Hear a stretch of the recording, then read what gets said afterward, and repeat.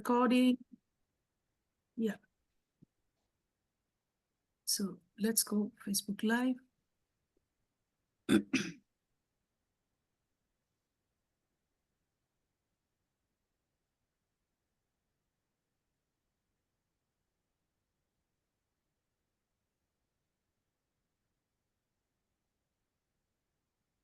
It's preparing live stream.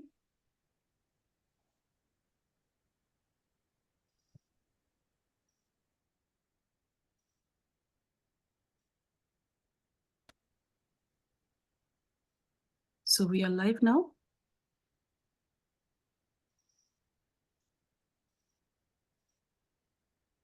We'll start.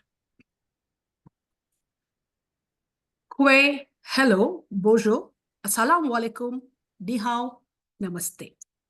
Welcome to the International Panel on Equality and Fraternity in Canada. India-Canada Consortium, the World Multicultural Festival, and the Humans for Peace acknowledge that it is organizing and hosting this panel discussion on the unceded, unsurrendered territory of the Anishinaabe Algonquin Nation, whose presence here reaches back to time immemorial. We wish all our Muslim friends a blessed Ramadan. We wish all our Irish friends a happy St. Patrick's Day today. Today, Canada is facing an unprecedented situation where the need for focusing on equality and fraternity is a must. It is must, as without it, Canada cannot move ahead. While the Constitution of Canada provides that every individual is equal before and under the law and has the right to the equal protection and benefit of the law without discrimination, and that everyone has the freedom of conscience, religion, thought, belief, opinion, expression, peaceful, assembly, and association, and guarantees those rights and freedoms equally to male and female persons, we are witnessing alarming deviations. The right to equality is fundamental to Canada. The right reflects the fondest dreams, the highest hopes, and finest aspirations of the Canadian society. The idea of equality is almost intuitively understood and cherished by all, and is the foundation for a just society which permits every individual to live in dignity and in harmony with all. The Canadian Bill of Rights was adopted by the Parliament of Canada in 1960 and remains in force. It recognizes non-discrimination in the exercise of key human rights and fundamental freedoms, specifically equality. Canada is a party to the International Convention on the Elimination of All Forms of Racial Discrimination. The convention recognizes that all human beings are equal before the law and are entitled to equal protection of the law against any discrimination and against any incitement to discrimination, and to the International Covenant on Civil and Political Rights, which provides that persons belonging to ethnic, religious, or linguistic minorities shall not be denied the right to enjoy their own culture, to profess and practice their own religion, or to use their own language for individuals to have a right to equality. It is essential to adopt empathetic and fraternal mechanism for their inclusion to create a just society. Everyone has the right to equality, but also the duty to include, to cooperate, and to trust one another. The goal of fraternity is to work together to achieve the highest quality of individual existence. Fraternity within a multicultural nation is borderless brotherhood, sisterhood, a sense of civic friendship, and social solidarity. Before we move on, we would want to introduce our elder Indigenous, Verna McGregor, who would do some prayers and also who would present a speech from the Indigenous community. She's representing the First Nations here. Verna McGregor is Algonquin, Omama Winnie, and is from the Kitigan Zibi Anishinaabe First Nation near Maniwaki, Quebec. Ottawa-Gatineau, the nation's capital, forms part of the Algonquin Nation's traditional unceded lands of the Ottawa River watershed. Her past experience includes having worked with the elders in holding of Algonquin language symposiums and also traditional native gatherings, Her past experience includes having worked in real estate, banking, and also economic development projects, such as a maple syrup processing facility for her First Nation, blending Algonquin tradition with technology. She has also worked for the various national native organizations, such as the Assembly of First Nations, the National Aboriginal Forestry Association, and Minwashin Lodge, Indigenous Women's Support Center, etc. Varna is requested to speak at various government organizations on various issues, including the comparison of worldviews. The stage is yours, Varna. Oh, thank you, Miigwech Gypsy. Hello, everybody. Kwe kakina. Bonjour tout le monde. Welcome, kakina. Um, I just want to say thank you to Gypsy for the invitation today, and I'd like to welcome you here. I'm coming you from my community of Kitagon Zibi and as mentioned, I'm Algonquin or Mamaninua. Mamaninui means really the nomads. We are the Algonquin of the northeast of Turtle Island. And for those of you who don't know what Turtle Island means, it's um, North America, because if you look at it from a satellite view, uh, North America is shaped like a turtle, and there's many teachings to that. And so that's where the basis too as well of our understandings also in governance comes from. And before I do my little speech here too as well, I'm coming to you also, as Gypsy mentioned, Ottawa, Gatineau, the nation's capital, forms part of our traditional unceded lands. What does unceded mean is that we never signed treaty, similar to the treaties out west in relation to the land, but there are peace and friendship treaties that were signed. And what they mean is also too as well is when the British and French landed here, um, they realized that if the First Nations, especially on the northeast coast of Turtle Island, sided with some one or the other, they're at a disadvantage because they knew the land and how thick the bush was here. So they signed peace and friendship treaties, meaning really in essence what it was is stay out of our war. It's not your governance. It's not your war. In return, we promise that you maintain your um, way of life, really, and so we still have our covenants too, and a traditional governance, even of that two understandings of governance. So again, too, as well, it's that reconnection back. So on that note, I'm just going to say a little prayer. I have a little tobacco here, and I'll put that back to the earth because that was one of our protocols too. And I also lit a smudge for everybody, and that understanding, as in other cultures also, when we have the smoke, it's our connection from the physical world to the unseen world. And it's just recently too as well, we do this often because as again too, when you're in an urban setting, this becomes like a challenge these days, even the right to fire. So really too quickly, one of the understandings is, as I say often, is also that this is the medicine wheel. And one of the biggest teachings also was that there was, again, it represents the earth, the moon, the sun, but also too as well, one of the biggest teachings is our story is that there was four colors of people on the earth, and we were all given the original instructions to look after the earth.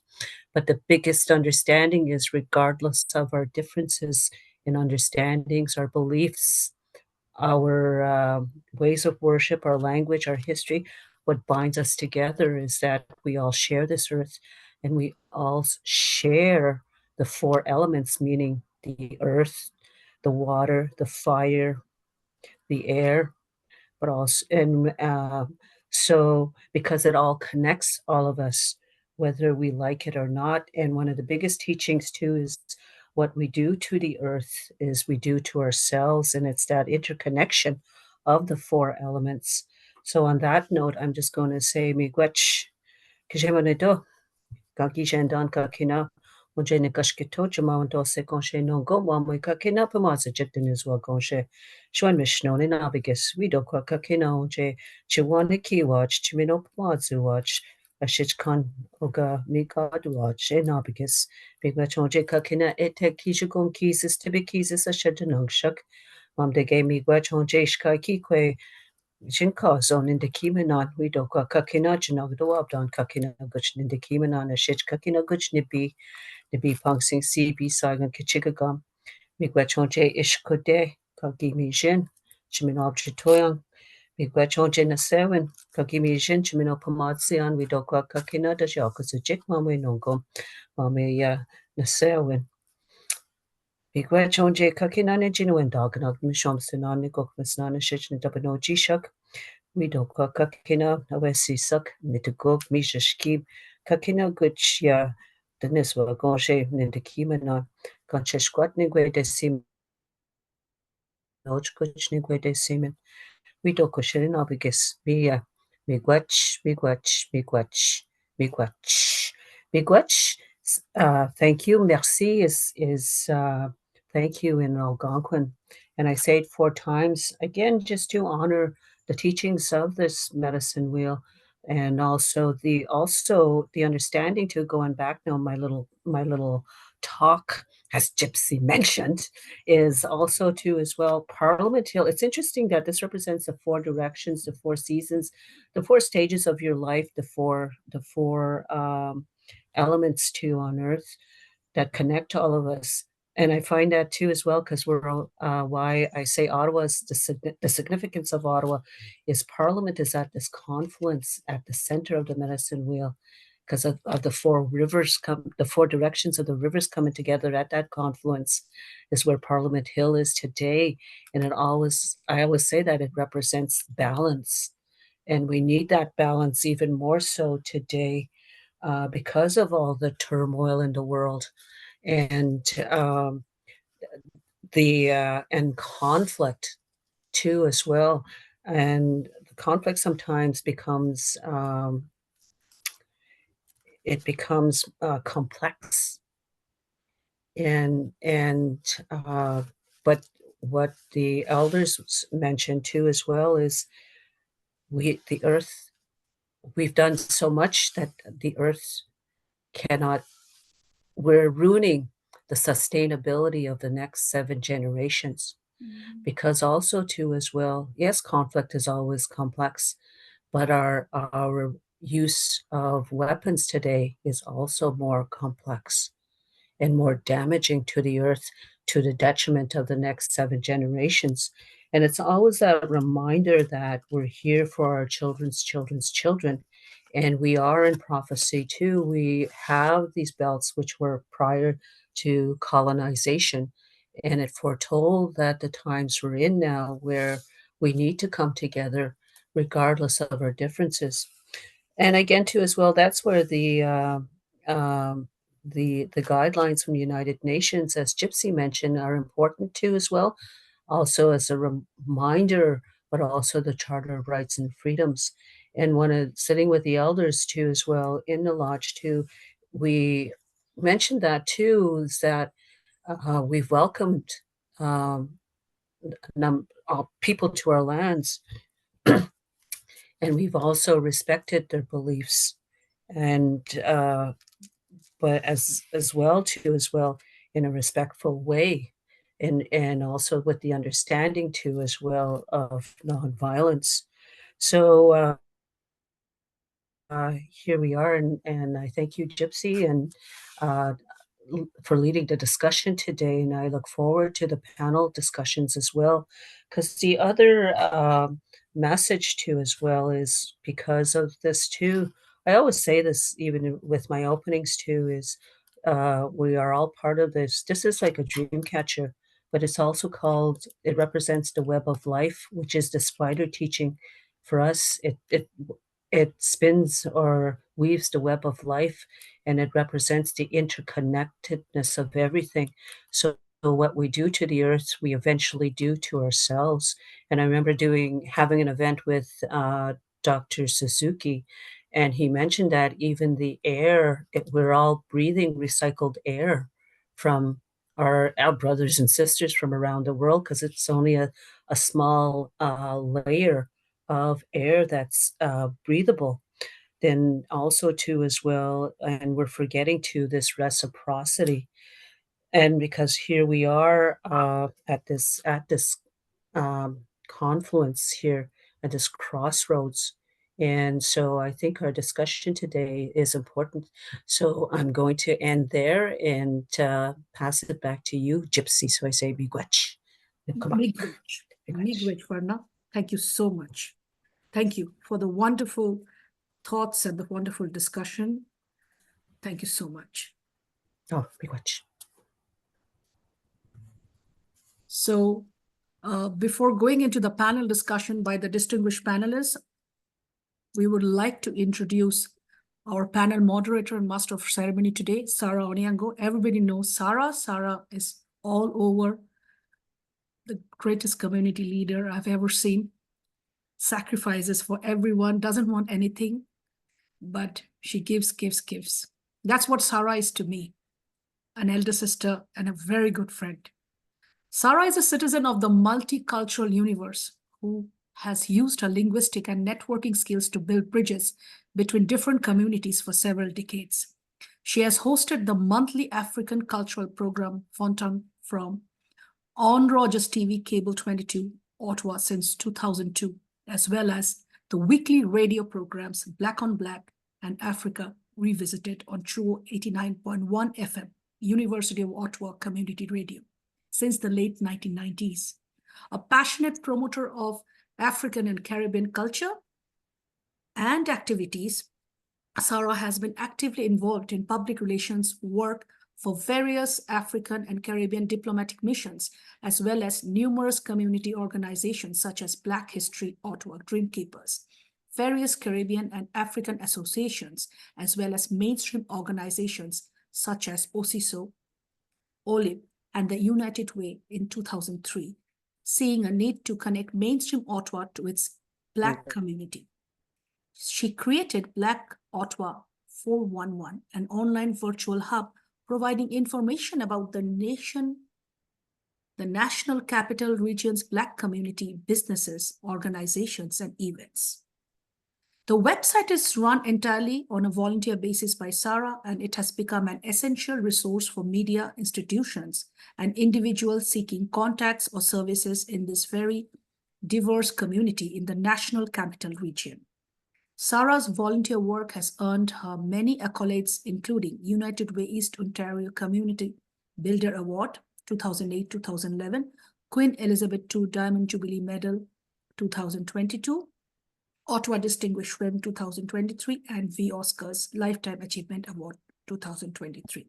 This is a very short bio, which Sarah had sent me. There's a very long bio, so you can Google Sarah. Sarah is everywhere. Sarah, it's your stage now.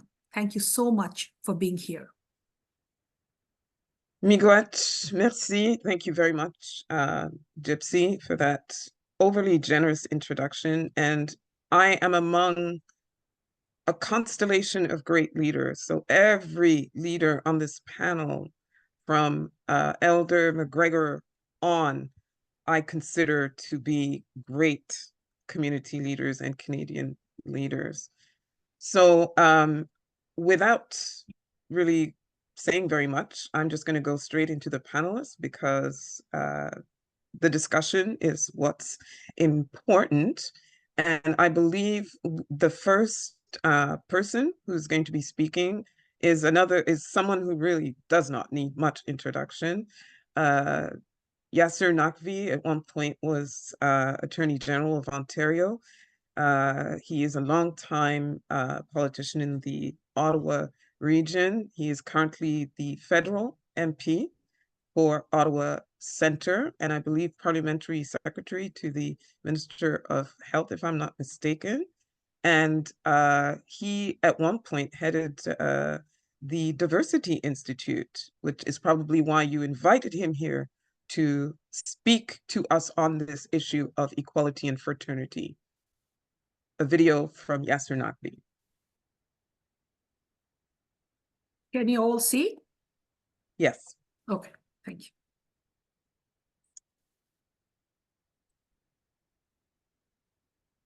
Hello everyone, this is Yasser Naqvi, Member of Parliament for Ottawa Centre. I want to firstly thank all of the organizers of today's event and panelists for participating in an important conversation such as this one. Now more than ever, we know it is important to celebrate the diversity and solidarity amongst multicultural and multi-faith communities. Diversity and inclusion are cornerstones of our Canadian identity, a source of social and economic strength, and something of which all Canadians can be proud. I am so proud of the work that our government is doing to support the values of multiculturalism and inclusion in our country. Some important steps our government has taken include the creation of funding programs to support Black-owned businesses, creating the Multiculturalism and Anti-Racism Program to promote dialogue on multiculturalism, and supporting the work of organizations committed to promoting anti-racism, diversity and inclusion, and advancing institutional and systemic change to make Canada a more inclusive society, free from racism and hate of any kind. Our government is committed to continuing this important work and helping support events and conversations like this to further our progress. I sincerely appreciate all of you attending and participating in events like these and hope to continue our work towards equity and inclusion together. Thank you, Miss. Thank you. Many thanks to Member of Parliament Siasser Naqvi, Member of Parliament of Ottawa Centre, for giving us that federal perspective. And now we're going to go local, the city of Ottawa to be exact, with remarks from Ralston King, who is the councillor for the Rideau Rockcliffe ward. He was elected there in 2019. And I just want to highlight from his bio that in order to advance anti-racism and race relations initiatives in 2020, he was appointed council liaison for anti-racism and ethno-cultural relations initiatives, where he was successful in establishing an anti-racism office and the city's first anti-racism strategy. Welcome to this conversation, Councillor King. Thank you so much. It's a pleasure to join you. But before I begin, and I want to talk about some of the anti-racism initiatives that the city is undertaking, I'd also like to acknowledge that we're here on the unceded, unsurrendered land of the Anishinaabe Algonquin Nation. And we honor their long history of welcoming many nations to this beautiful territory and uphold and uplift the voices and values of all Indigenous people. At the city, we have acknowledged that we must increase our efforts to confront one of the most pervasive and insidious forces that continue to plague our city and country, racism. Racism in all of its forms represents a stain on the fabric of humanity, one that diminishes us all and undermines the very ideals of equality, justice, and dignity that we hold dear. The importance of anti-racism initiatives cannot be overstated. They represent our commitment to building a world where every individual, regardless of their race, ethnicity, or cultural background, can live free from fear. Anti-racism initiatives are not just about addressing overt acts of bigotry. They're also about dismantling the structural inequalities and systemic injustices that perpetuate racial disparities in education, employment, healthcare, and every other aspect of life. This is why I'm pleased that the City of Ottawa established an anti-racism secretariat in consultation with hundreds of residents. In fact, we consulted with over 1,000 residents to create the city's first anti-racism strategy in 2022 that outlines a blueprint to address racial disparities that impact the Black, Indigenous, and racialized communities. The city's anti-racism strategy aligns with the work of the City of Ottawa's Women and Gender Equity Strategy and the Municipal Reconciliation Action Plan for Indigenous peoples, and recognizes that we combat racism and discrimination, that in order to combat it, it's not sufficient to simply equip people with knowledge and tools. It's also important that we expose and address all forms of racism, whether overt and covert, interpersonal and institutional, current and historical, persistent and nascent, to aid in the advancement of equal opportunities when Ottawa residents deal with their municipal government. The strategy will enable substantive action that will meaningfully and measurably address the multiple barriers and disadvantages that many people in our city face. We've heard very clearly from Ottawa residents that they want issues of racial inequity addressed in governance, housing, economic development, health, child and youth development, and workplace and institutional practices. The 5-year anti-racism strategy provides 28 recommendations and 132 measurable actions to proactively identify and remove systemic barriers from city policies, programs, and services to help realize racial equity. Implementation of the anti-racism strategy will lead to data-based practical actions, which will enable systemic and structural change to create new models for diversity, equity, and inclusion. It's very important that the city take a leading role in ending all forms of discrimination and oppression in order to create an Ottawa where all residents are treated with dignity and respect. I'm extremely optimistic that we can be successful in this worthy and moral endeavor by ensuring that the strategies, recommendations, and actions are translated into substantive investments by Ottawa Council. And I'll leave you with this. I think that we're actually making traction on that. In the previous budget that we just passed, there was $120,000 that were dedicated to Black-led organizations that are undertaking this work. And in the budget previous to that, there was an extra $100,000 dedicated to and noting the challenges that we are now seeing with emerging hate due to emerging conflicts around the world. The city is working with the community to advance the creation of new anti-hate initiatives. So what I want to leave you with is the fact that we need to remember that the arc of history does bend towards justice, but it doesn't bend on its own. All of the initiatives that I was talking about were really advanced by the community. And it requires the concerted effort of individuals and communities willing to stand up and speak out against injustice, to challenge the status quo, and to imagine a better world for future generations. And so it's my hope that by embracing anti-racism initiatives, we affirm our commitment to that noble endeavor, and we honor the inherent dignity and worth of every human being. Thank you so much for your time. Thank you so much, Councillor King, not just for the call to action and the reminder that we all must participate in social justice initiatives, equality initiatives, etc., but also for what you've done. It's certainly probably not been easy being the first Black city councillor in Ottawa's history. Thank you so much for your leadership with this anti-racism secretariat at the city. Next, we have Dr. Pradeep Merchant, who is a pediatrician and neonatologist. He is the site chief of the Division of Neonatology at the Ottawa Hospital Civic Campus, and the medical director of the Rich Little Special Care Nursery, which he has been for nearly 25 years.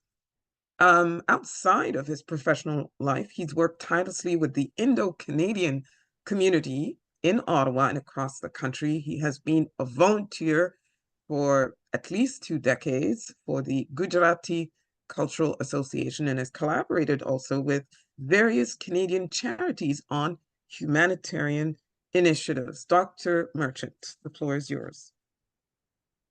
Thank you, Sarah, and thank you again for Yasser and of course Ralston King to give you quite an introduction. Thanks, Gypsy, again for inviting. As you heard, I'm a medical physician. I'm actually on call today, so if I get called, I may have to actually get out. But I look after premature babies, and so I look at the premature babies. But this particular topic was an important and timely, and when Gypsy and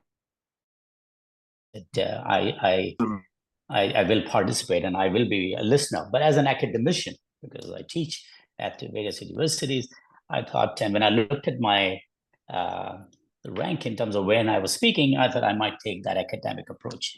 So before you guys dwell into the conversation about what is happening, let's actually examine what are we talking about in terms of equality and fraternity.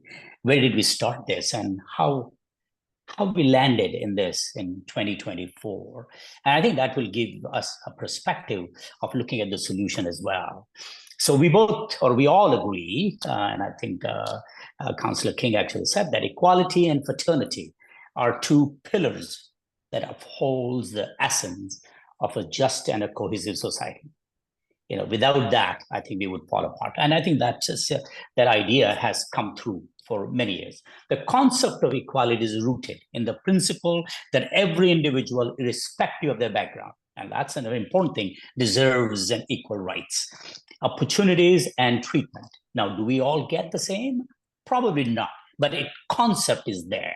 It serves as a cornerstone of a justice, promoting a society where fairness prevails and discrimination finds no place. And that's what Councillor King has actually doing it, and I applaud all his efforts. So equality, when realized, ensures the individuals have equal access. And I think Councillor King even mentioned that education, employment, and resources, breaking down barriers that hinders their progress.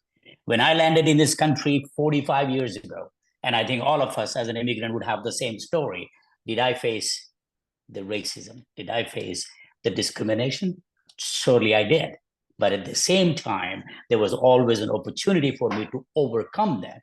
And because of somebody like Councillor King, who always was there championing the cause and putting the people into the equal sort of ring, there was an opportunity for me to rise above some of those discriminatory practice which was happening in 1980. So am I successful today because of this discrimination? No, I'm successful today because what the Councillor King and so much federal and provincial politicians are doing it to blend us together so we get an opportunity to actually go forward. But it is not merely about treating everyone the same, but recognizing and addressing the diverse needs and challenges that individuals may face. And when we recognize the diverse needs of individual, immediately we start recognizing the diverse needs of that collection of individual, which makes the community. And once we start to recognize that community's need, we start to recognize the societal need as well. So that's what the equality actually brought it. But on the other hand, what is fraternity? Fraternity emphasizes the idea of brotherlyhood and the sisterlyhood and community solidarity. So when we try to resolve that issue, it sometimes puts one community against the other community. So we need to actually cohesively look at the overall look into it. It calls for a sense of unity among individuals, transcending the community boundaries and fostering a shared sense of responsibility. Fraternity encourages collaboration, like what we are doing today, and a mutual support, which is what we are providing today, cultivating a social environment where all well-being is interconnected with the well-being of all. So it's not my well-being, but it's also your well-being, and I'm interconnected with that as well. So that together, equality and fraternity forms a powerful synergy. There's no question. We need to really have them both. Equality sets the stage for dismantling systemic barriers and fostering the environment of fairness. Fraternity then builds upon that foundation and creating bonds of understanding and collaboration among people. So this is where the most important. However, and I think Councillor knows, achieving the true equality and fraternity requires continuous effort. It does not come easy. Societal attitude, institutional structures, and ingrained prejudices must be addressed right off the bat. Legislation that ensures equal rights and opportunities plays a crucial role, but the real transformation occurs when these principles are embodied at a cultural and at an individual level. So if we all believe in it and we all practice, then and then only the collective difference is going to happen. Equality and fraternity are not an abstract ideas, but guiding principle that shapes a just and inclusive society. So one thing we all agree in terms of equality, that we should be all equal under the eyes of justice. We should be all. But there are also other questions we don't know whether we agree on. For example, equality Equality for who is an important question. And equal to whom is also a question. Should I be equal to Councillor King? And should he be equal to me? Or should I be equal to Sarah? So the fundamental definition of equal and equality to who and whom has to be addressed. And it is important in a world where diversity is a strength and unity is paramount. The harmonious coexistence of equality and fraternity paves the way for a brighter and more equitable future. So how did we get here? Well, we have been talking about equality and fraternity since 1790. If we were to look at the historical facts, it was a French Revolution. In fact, it was drafted over there in the French, where they included the 3 terms. It wasn't just fraternity and equality, it was liberté and fraternité. That's how what was counted. And when it was presented, people actually write that. It became a motto. It, in fact, became the kind of a conversation in French Revolution. But it didn't really go that far. It was only 160 years later, in 1946, that it actually, after the Third Revolution, it actually became a sort of a cause for celebrate in France itself. So it appears in the Constitution in 1946 and 1958. So what I'm saying is, this is not an easy subject. Everybody has their own opinion on it. Everybody has their stresses on it. And because in those days when the society was homogeneous, when you actually look at in 1790, when this idea of liberty, equality, and fraternity was introduced, it was a French society. They were trying to actually blend this idea together. Today, we live in multicultural and heterogeneous society. We all have a different experiences. We all have different virtues. We actually brought it together. And why is that important? Because that itself, the definition of liberty, equality, and fraternity was so vital that India in 1947, when it got its own freedom, and Dr. Ambedkar, who was actually the actual author of writing our constitution, and took those principles of what was coming from French Revolution and embedded into our in our chairman of the drafting committee. He puts into that preamble on the constitution of Canada, of course, Constitution of India. So the issue now is, for a generation of our democratic conversations and revolutionaries, these 3 words have become both a battle cry and an elusive ideals. Because if you see what is happening today, it's the same which we have seen for years. There have been years, hundreds and hundreds of years of colonization, deprivations, keeping the people behind industrial revolution. And then there is now, we are actually at the stage. And we would have thought that having had this conversation for 160 years, we would have actually moved far ahead in our conversation. But at the same time, today, we still face the world which is polarized, world which is introverted, world which is actually not looking globally. In our country, we currently have no shortage of vigorous advocates for either liberty, especially for protection of economic and property rights of the individual, or for equality, with decidedly different proponents pushing their case for a more even distribution of aggregate goods, resources, and honor. But what is missing all through, in my opinion, is a national voice to advocate the value, let alone and equality. The shared commitment, which I think we should be talking about, that should transform us from mostly prosperous assortment of private individual. I'm a successful individual, I will agree with you, but it needs to be transported from a assortment of private individuals and their successes to a nation of a public citizen and their success. And when we do that, that's when we would actually achieve an equality and fraternity of brotherlyhood and sisterhood with everybody. With that, thank you for giving me the opportunity to share my thoughts. Thank you very much, Dr. Merchant. Very, very well spoken. And yeah, that national commitment to fraternity and equality anyway, we'll deepen that discussion around having a national voice for that particular ideal.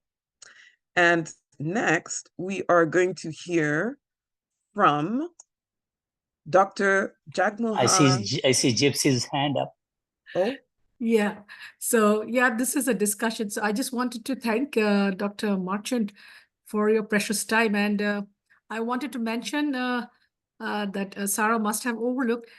Dr. Marchant is a member of Order of Canada. He's received the Order of Canada, as well as Dr. Jagmohan Humar, who will be coming next. So very proud of our Indian Indian stalwarts receiving Order of Canada. So thank you so much for all your contribution.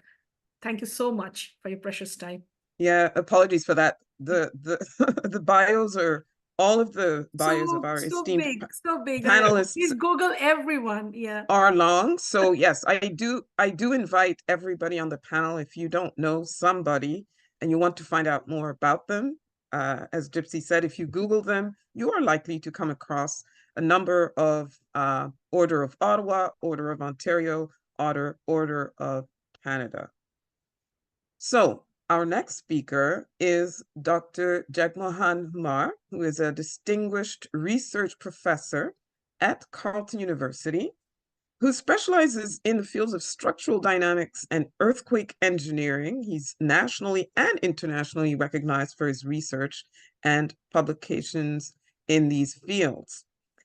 One thing I'd like to highlight in his substantive bio is the fact that he's been a very active member of the community. And for the last 30 years, he has served as president of the Jain Society of Ottawa and represents the society in the Capital Region Interfaith Council.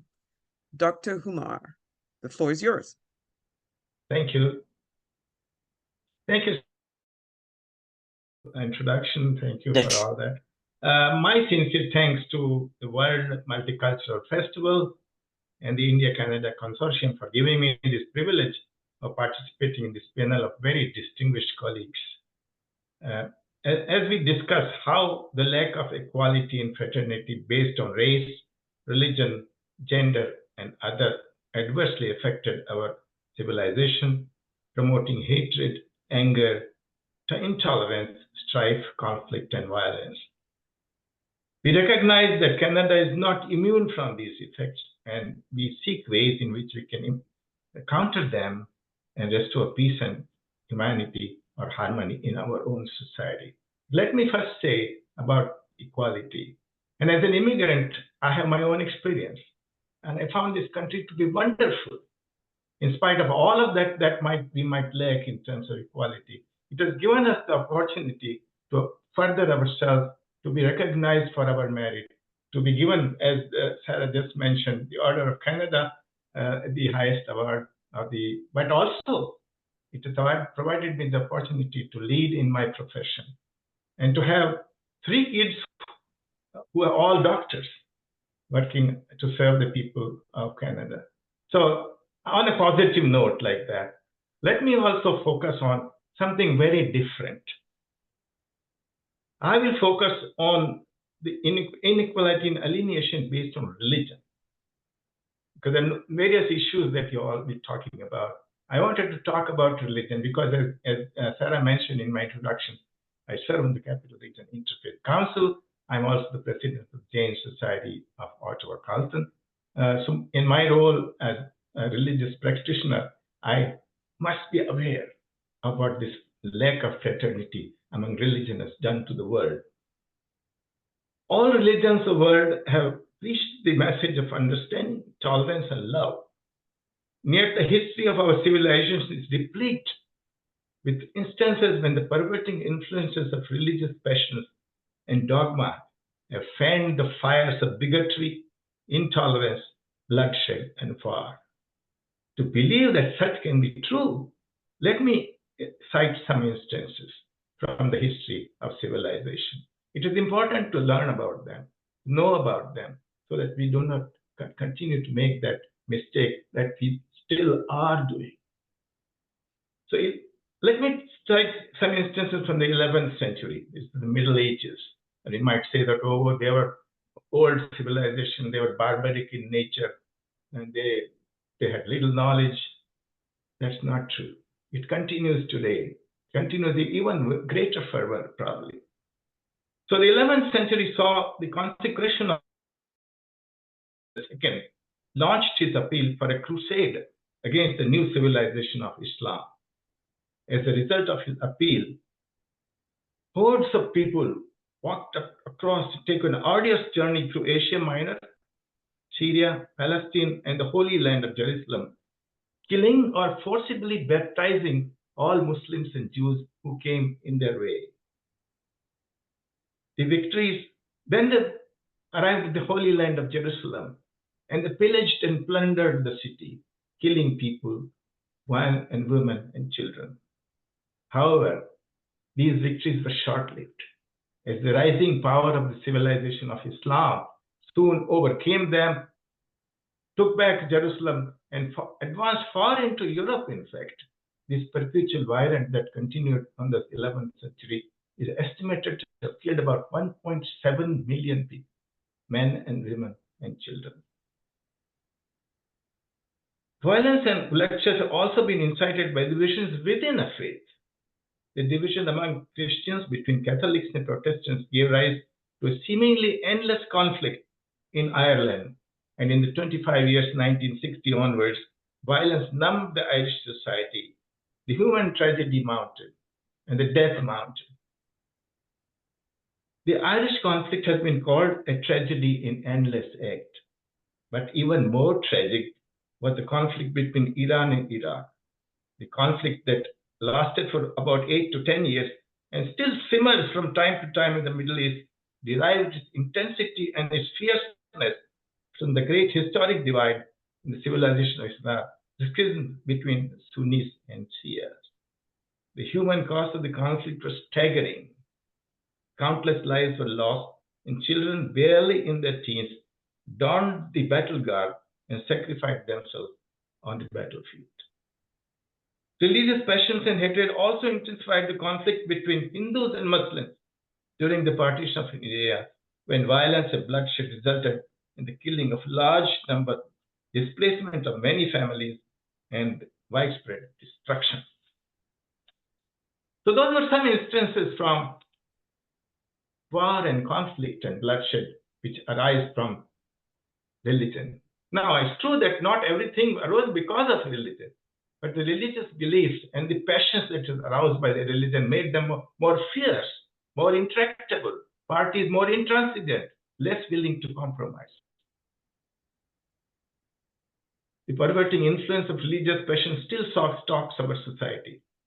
And among the root causes of that incite intolerance, anger, and hate are lack of equality and fraternity. And I'll focus more on fraternity in my remarks from that onward, because as I said, equality is an issue, but there is even fraternity or love for each other. As one scholar once said, do not introduce me to that person. I want to continue to hate him. And how can I hate him if I came to know him? My own experience with the role of interfaith dialogue and free exchange of ideas convinces me that fraternity promotes understanding, tolerance, and love. I am a member of the Capital Region Interfaith Council, a group of faith leaders and representatives of the Capital Region. A large number of faiths are represented on the council, including Christianity and its various sects, Hindu, Islam, Buddhist, Jain, Indigenous people, and others. Members of the council meet regularly once a month to share the tenets of their own faith, engage in interfaith dialogue, offer prayers from their faith, and build friendship. Time to time, we get together to sing and to dance and share each other's social fabric. I discovered that over this time that I have with the Capital Region Interfaith Council, it's almost 30 years that I have been there, I have found that there's so much common in the tenets of different faiths, and that they all promote brotherhood, love, and understanding and tolerance if we come to know them, if we become friends with them, if you have fraternity with them. Myself, I represent the Jain faith on the council. Jainism is its ancient faith, the earliest signs of whose existence can be found in the remains of the 5,000-year-old Indus Valley civilization. The excavations in the cities like Mohenjo-daro and Harappa have revealed this was a very developed civilization some 5,000 years ago. Some 2,006 years ago, that is 590 in the BC or so, one of the prophets of the religion called Mahavir revived the faith and gave it a sound philosophical basis. I need to talk in like 2 minutes, 2 or 3 minutes about the Jain faith to lay the groundwork about what the faith represents and to see how we can learn from it. The Jain faith is founded on its 3 central pillars. They are Ahimsa, Aparigraha, and Anekan, all starting with A, which means non-violence, modest living, and non-absolutism or pluralism. Of these, Ahimsa and Anekan are central to the establishment of peace and harmony. Ahimsa is the defining concept of Jainism. According to the Jain tradition, there is a soul in every living being, be it human, animal, bird, or insect. And its perfect state, the soul remains attached. In its imperfect state, the soul remains attached to the body because our passions of anger, ego, then when we renounce these passions, the soul gets liberated and becomes divine. So in essence, there is a soul in every living being, and the true nature of the soul is divine. From this profound logic comes out the concept of ahimsa or non-violence, love. Okay. So from this profound logic, the concept of universal love and oneness of life emerges. Love, non-violence being the natural outcome. In simple terms, it means that there is a reverence for life in every form and a resolve not to hurt, injure, subjugate, enslave, torture, or kill another living being. This is in brief what ahimsa or non-violence means. Now, if ahimsa is the Jainism's greatest contribution to human action, Anekan or pluralism is its most noble contribution to human thought. According to this concept, no one has a monopoly on the truth. One's definition of truth is based on its own experience, observation, and perception. There may be other ideas and other viewpoints that may be valid, and the whole truth may sometimes be the synthesis of these individual. And there's a beautiful parable that I want to cite, take a minute more, and that's about an elephant and 6 visually impaired persons who touched the elephant. One who touched the side said it was a wall. Who touched the leg, it was like the trunk of a tree. One who touched the rope, the tail said it was rope. One who touched the tusk said it was spear, and so on. They had 6 different observations. They started to fight with each other until somebody who could see passed by and said, "Why are you fighting? Each one of is correct, true, but in your own experience, in your own judgment. And the truth is a synthesis of all of your individual experiences. Why fight amongst each other? Know each other." Now, different faith members have made similar presentations on the council, just as I did for the Jain faith, and outlining the philosophies of their and principles of their faith. Together, we also share our faith viewpoints on some modern topics related to our society here. And I found there's so much common between the different faiths in their tenets, in their beliefs, in what they think about. It also gave me the opportunity to talk from time to time at the grade 12 of high school, where they have a religious, competitive religion class in their course, and to speak about the Jain philosophy, as others do about the other philosophy. I also talked at congregations of other churches and so on. Finally, in our own times, Mahatma Gandhi, you may know, who fought for the independence of India through non-violent protests, has shown how peaceful means without leaving any bitterness between the parties involved. Gandhi was deeply influenced by the Jain principles of Ahimsa and Anekan. Some of us in Ottawa thought to remember Gandhi and to promote his shared principle through education would be an effective way of promoting peace and humanity. To that end, we established in Ottawa an organization named Mahatma Gandhi Peace Council, of which I was the founding principal. The council was able to obtain a statue of a full life-size statue of Gandhi, and I was joined by Dr. Pradeep Merchant in being able to install it on the campus of Carleton University. Still stands there. Also, we endowed an annual lecture at Carleton University on peace and harmony.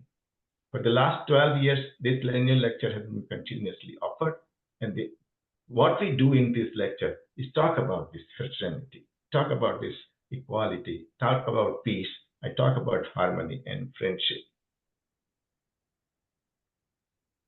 The lecture has been offered each year, as I said, and now more recently, the Mahatma Gandhi Peace Council has started a joint course jointly between Carleton University, University of Ottawa, and St. Paul University.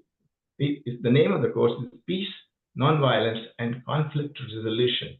And our idea is to spread the word through this non-credit course, which is open to everyone. Later on, when the opportunity arises, if there is interest, I will share a link to how anyone can take that course. Thank you so much for giving me this opportunity. And it's a pleasure to see all of my colleagues here, very distinguished colleagues, and I look forward to hearing to them. Thank you.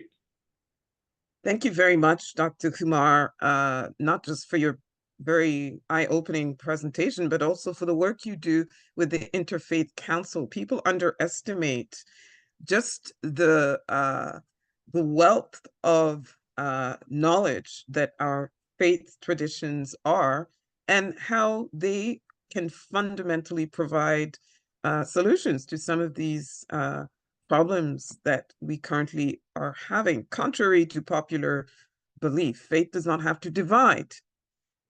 Basic tenets of our faith can bring us together.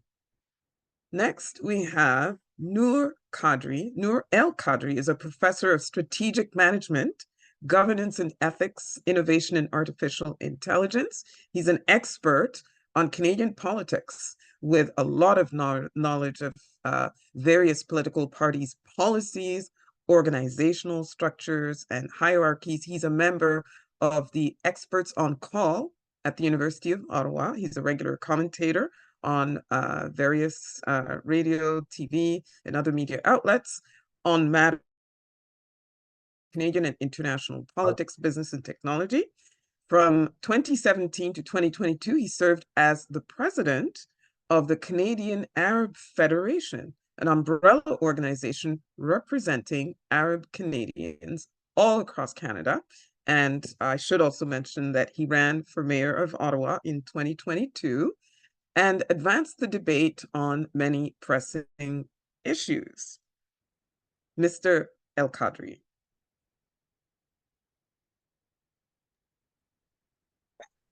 Thank you very much, Master of Ceremonies, Sarah Onyango, Chief McGregor, the organizers, Gypsy and Dr. Jamal, my brothers and sisters in fraternity, good afternoon. It is always wrong to give the microphone to academics, and I feel going after my colleagues and my friends, Dr. Marchant and Dr. Omar, that sometimes we take the time, but I'll try to be short as much as I can. Let me first start with a few confessions before I came in here. That I got a lot of pressure to boycott this call on this talk, and I believe it is absolutely very important to participate in debates, in panels, bring ideas forward. Yes, we would like to have and advance harmony and equality and fraternity along the lines, but I want to echo what my friend Ralston King have advocated for and pushed for all along in his inclusion and diversity elements, and what Professor Marchant addressed as tangentially, specifically on equality and fraternity, that those ideas of equality and fraternity, they ring hollow if we don't build them on aspects of liberty and, most importantly, justice. And in situations of injustice, we should be brave enough to call a spade a spade. Archbishop Desmond Tutu spoke about this, that in situations of injustice, you should not be staying silent. You should not be taking that element of saying, okay, well, I'm equidistant from each and everyone, because the moment you stay silent in these situations of chosen the side of the oppressor. And I fear that we should never do that in Canada. Equality sounds a very nice name when we talk about it. Okay, I'm going to talk about Yasser Naqvi. He's not here. I'm much taller than Yasser Naqvi. So if you put us behind a wall of 7 feet and you tell us, look behind that wall, we cannot see, both of us. But if you give us each a step of 7 inches and we go on top of it, I will be able to see. He will not be able to see. And that is equality. We're on equal footing. We're given the same tool to step on, but that's not justice. Justice is to elevate everybody so that we all can see behind that wall. And there are lots of situations that I'm going to call about in Canada here. And when we talk about justice, it's got no borders, just like climate change. When carbon dioxide goes into the air, it doesn't matter whether it's coming from China or the United States or Canada. It is up in the air and it's affecting humanity and it's affecting all of us. And the same thing when it comes to elements of justice. Professor Homar is an expert on earthquakes. Last year, there was an earthquake that hit northern Syria and the eastern part of Turkey. It was devastating. There was huge humanitarian issues in Canada, and under the name of humanity and support, look at basic things. You go to a bank and they would allow you and ask you, can you contribute $2 to the people that were hit in the earthquake in Turkey? If you ask, can we do the same thing for somebody in Syria? So sorry, we cannot do that because there are sanctions against that country.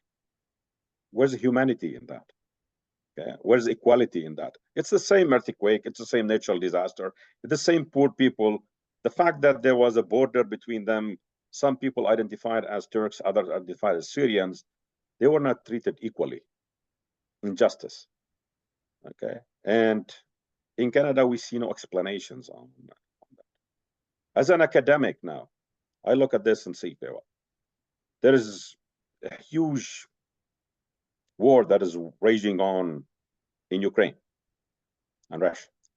And Canada has opened its door to a lot of Ukrainians to come to Canada. And we are an immigrant-based country, and I'm a big proponent of immigration and support for people in tough and great work in a lot of situations, whether it is during the Vietnam War or even before that, after the Second World War. We've done it in situations in the war in Afghanistan. We've had projects from Lebanon, from Somalia, from all places around the world. And we've done extremely well when it comes to that. You go to universities now, there are funds for academics and graduate students that were created after the Ukraine war. And they were mostly identified as these are for people that are coming from situations that are unfortunate, to help these people. There is a similar situation that is happening in Gaza now. 12 universities have been completely destroyed in Gaza. Academics have been targeted. More than 200 academics have been killed. You've got a lot of graduate students, a lot of academics that probably would come, and Canada is gonna welcome them. You go to all universities, and we've been talking about that. Can we access that fund that was created for people that are coming from places that have gone through risk and that are coming from unfortunate situations? And you have to make tough cases, and they'll tell you, no, those are for Ukraine. And that reminded me of a former member of parliament. She's a woman of Italian origin.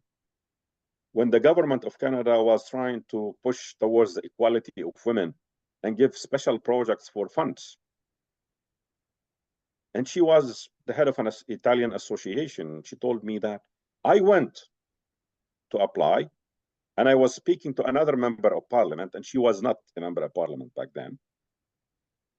And she was pushed away that, okay, this fund is, yes, we want to give equality to women, but we're gonna prioritize, it's for white women. It's not for you. It was as blunt as that. Of course, that was 40 years ago. Those things resonate these days when we come and we talk about equality. When I was president of the Canadian Arab Federation, I worked with a group in Ontario that was called the Colors of Poverty. It was the Canadian Arab Federation, it was the Assembly of First Nations, it was the African Canadian Clinic, it was the Chinese Canadian Clinic, it was the National Council of Canadian Muslims. It was groups that we found common denominator among us, and we were high on the levels of poverty.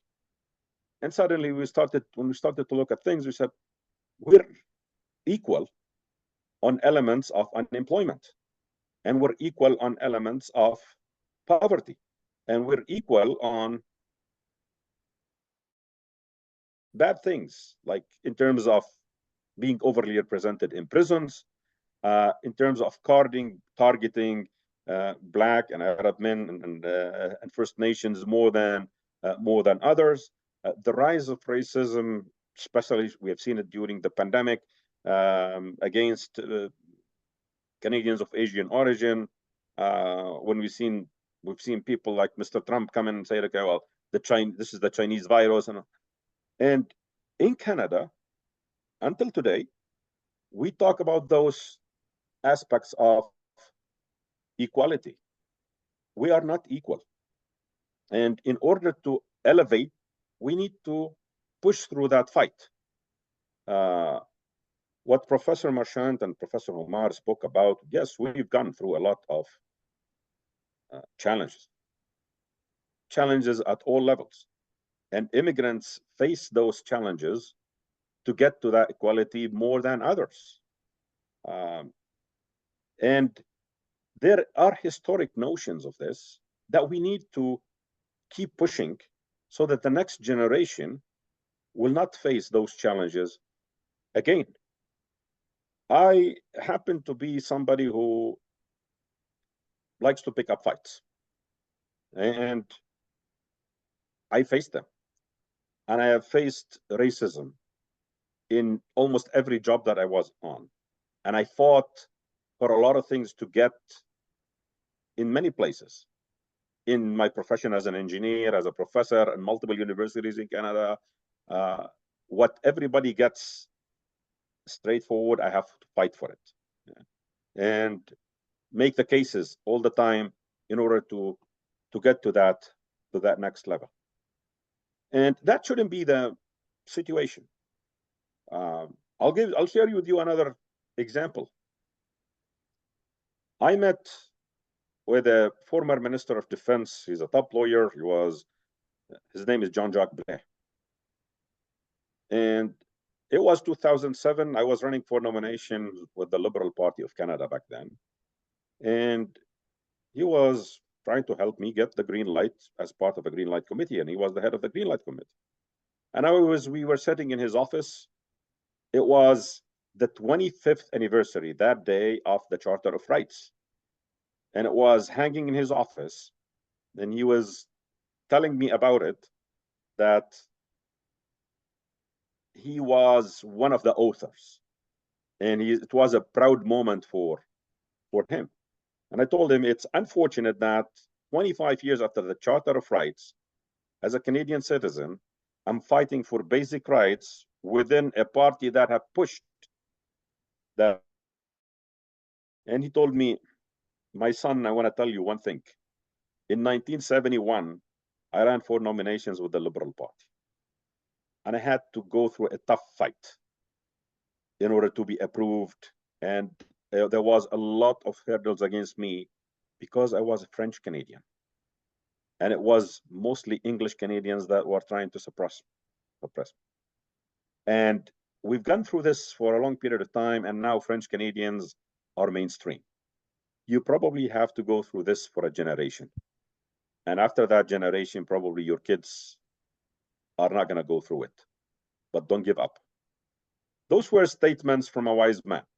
And what I would say is that under the name of fraternity, of equality and equality, we need to fight the tough fight and call any injustice that is out, especially in Canada. We need to ask for freedom, and that's not going to be complete unless everybody is free around the world. And I would be remiss if I would not call that, and among each and every one of you, that the injustice that the people of Gaza are facing these days, we need to call a spade and push for our government in order to make sure that everybody around the world deserves the justice that they are looking for. And thank you very much. Thank you very much, Mr. El Kadri, and thank you for the reminder about the Canadian Charter of Human Rights and Freedoms, which should actually be practiced concretely on a daily basis for all communities, regardless of their ethnic or national origin. Thank you very, very much for that. And next, I have something to say. Sorry, Pardon? Sarah. So Helen Tang just requested, can she speak because she has an emergency. Okay. She has to go. So we'll, okay. Dr. Jamal, can you allow Helen to speak before you? Sure. Yeah. Okay. All right. Thank you. We'll move on to Dr. Helen Tang, who And received then her Jamal, then Dr. Jamal. Yes. So Dr. Helen Tang received her doctorate in computer engineering from Carleton University in 2005, and from 1999 to 2020, she worked in several research and development organizations in Canada and the US. And after 20 plus years of working in the scientific and engineering fields, she changed her field completely. She decided to pursue her passion for helping people build wealth through real estate. So she founded HT Real Estate 2020, and she's had a lot of success with that, helping over 200 families with their real estate transactions every year. And her real estate company is ranked top 1% in Ottawa in both volume and units sold, and top 5 teams in KW Canada. Is that Keller Williams Canada? Dr. Tang. Okay, thank you so much, and thanks, Dr. Jamal. Let me speak first. Yes, so thank you so much, Gypsy, for inviting me to be on this panel, and then I heard all these distinguished guests speak before me, and I think we are all unique. We come from with different cultural background, different religion, but we share something more in common. Like I think more things make us the same rather than apart. So I want to speak from the angle that embracing diversity and equity for a stronger society. On March 8th, just the International Women's Day, I gave a speech on global unity at the International Women's Day on the Hill event. Although we are all unique individuals, each with our own culture, dreams, and challenges, we are also all interconnected and interdependent. I think many of the speakers before me mentioned that. So let's realize, if we realize in this concept together, we can achieve far more than we could ever accomplish alone. In a world filled with differences, it's imperative that we recognize diversity as our greatest asset and equity as our guiding principle. Today, I want to emphasize why embracing diversity and promoting equity isn't just a moral imperative, but a strategic advantage for all of us as a society. You see, diversity is more than just a buzzword. It's the essence of humanity. We all come in different shapes and sizes. And then the difference in races, ethnicity, gender, and sexual orientation, religion, and abilities enrich our communities and workplaces. They bring forth a multitude of perspectives, ideas, and experiences that fuel innovation, creativity, and progress. When we embrace diversity, we open ourselves to new ways of thinking and problem solving, ultimately leading to better outcome in all aspects of life. Like being on this panel itself is we get to know people from different culture, and Gypsy is really the catalyst, bringing all different community together. I would never imagine that sitting in such multicultural panel and then get to know all of you and learn from all of you. Thank you again. But without equity, the full potential of diversity remains untapped. Equity ensures fairness and justice by acknowledging and addressing the systematic barriers that hinder certain groups from fully participating and thriving in society. It's about creating equal opportunities for everyone, regardless of their background, so that each individual can reach their highest potential. When we prioritize equity, we not only uplift the marginalized communities, but also strengthen the fabric of our society as a whole. Studies have considerably shown that more equitable societies experience higher levels of economic growth, social cohesion, and overall well-being. By leveling the playing field, I think one of the speakers mentioned that when people can see together, see more views if we level the playing field, right? We unlock the talents and the contributions of all members of society, leading to greater prosperity and harmony for everyone. Even more that embracing diversity and equity fosters empathy, understanding, and respect among individuals and across communities. Like panels or events like this help us under each other's viewpoint. That way we have more empathy and understanding, and cultivate a culture of inclusivity where everyone feels valued and empowered to participate fully in society. This is what exactly this panel are doing. Thank you. In such an environment, prejudice and discrimination wither away, making room for unity and collaboration towards common goals. So let us commit ourselves to champion diversity and equity in all aspects of our lives. Let us celebrate our differences and strive for a society where every person, regardless who they are or where they come from, has an equal opportunity to succeed and thrive. Remember, I want to emphasize again, diversity is our strength and equity is good for all of us as a society. Thank you. Thank you very much, Dr. Tang, and thank you for underscoring just how much diversity is a necessary and worthwhile investment. It is an investment. It's an investment in the social cohesion of society. And thank you for all that you do for so many of our families in the National Capital Region. Thank you. Thank you so much. I have to leave soon. Thank you. Thanks. So now we'll have Dr. Jamal Al-Sharif, who is the founder and president of Humans for Peace Institution. Dr. Al-Sharif?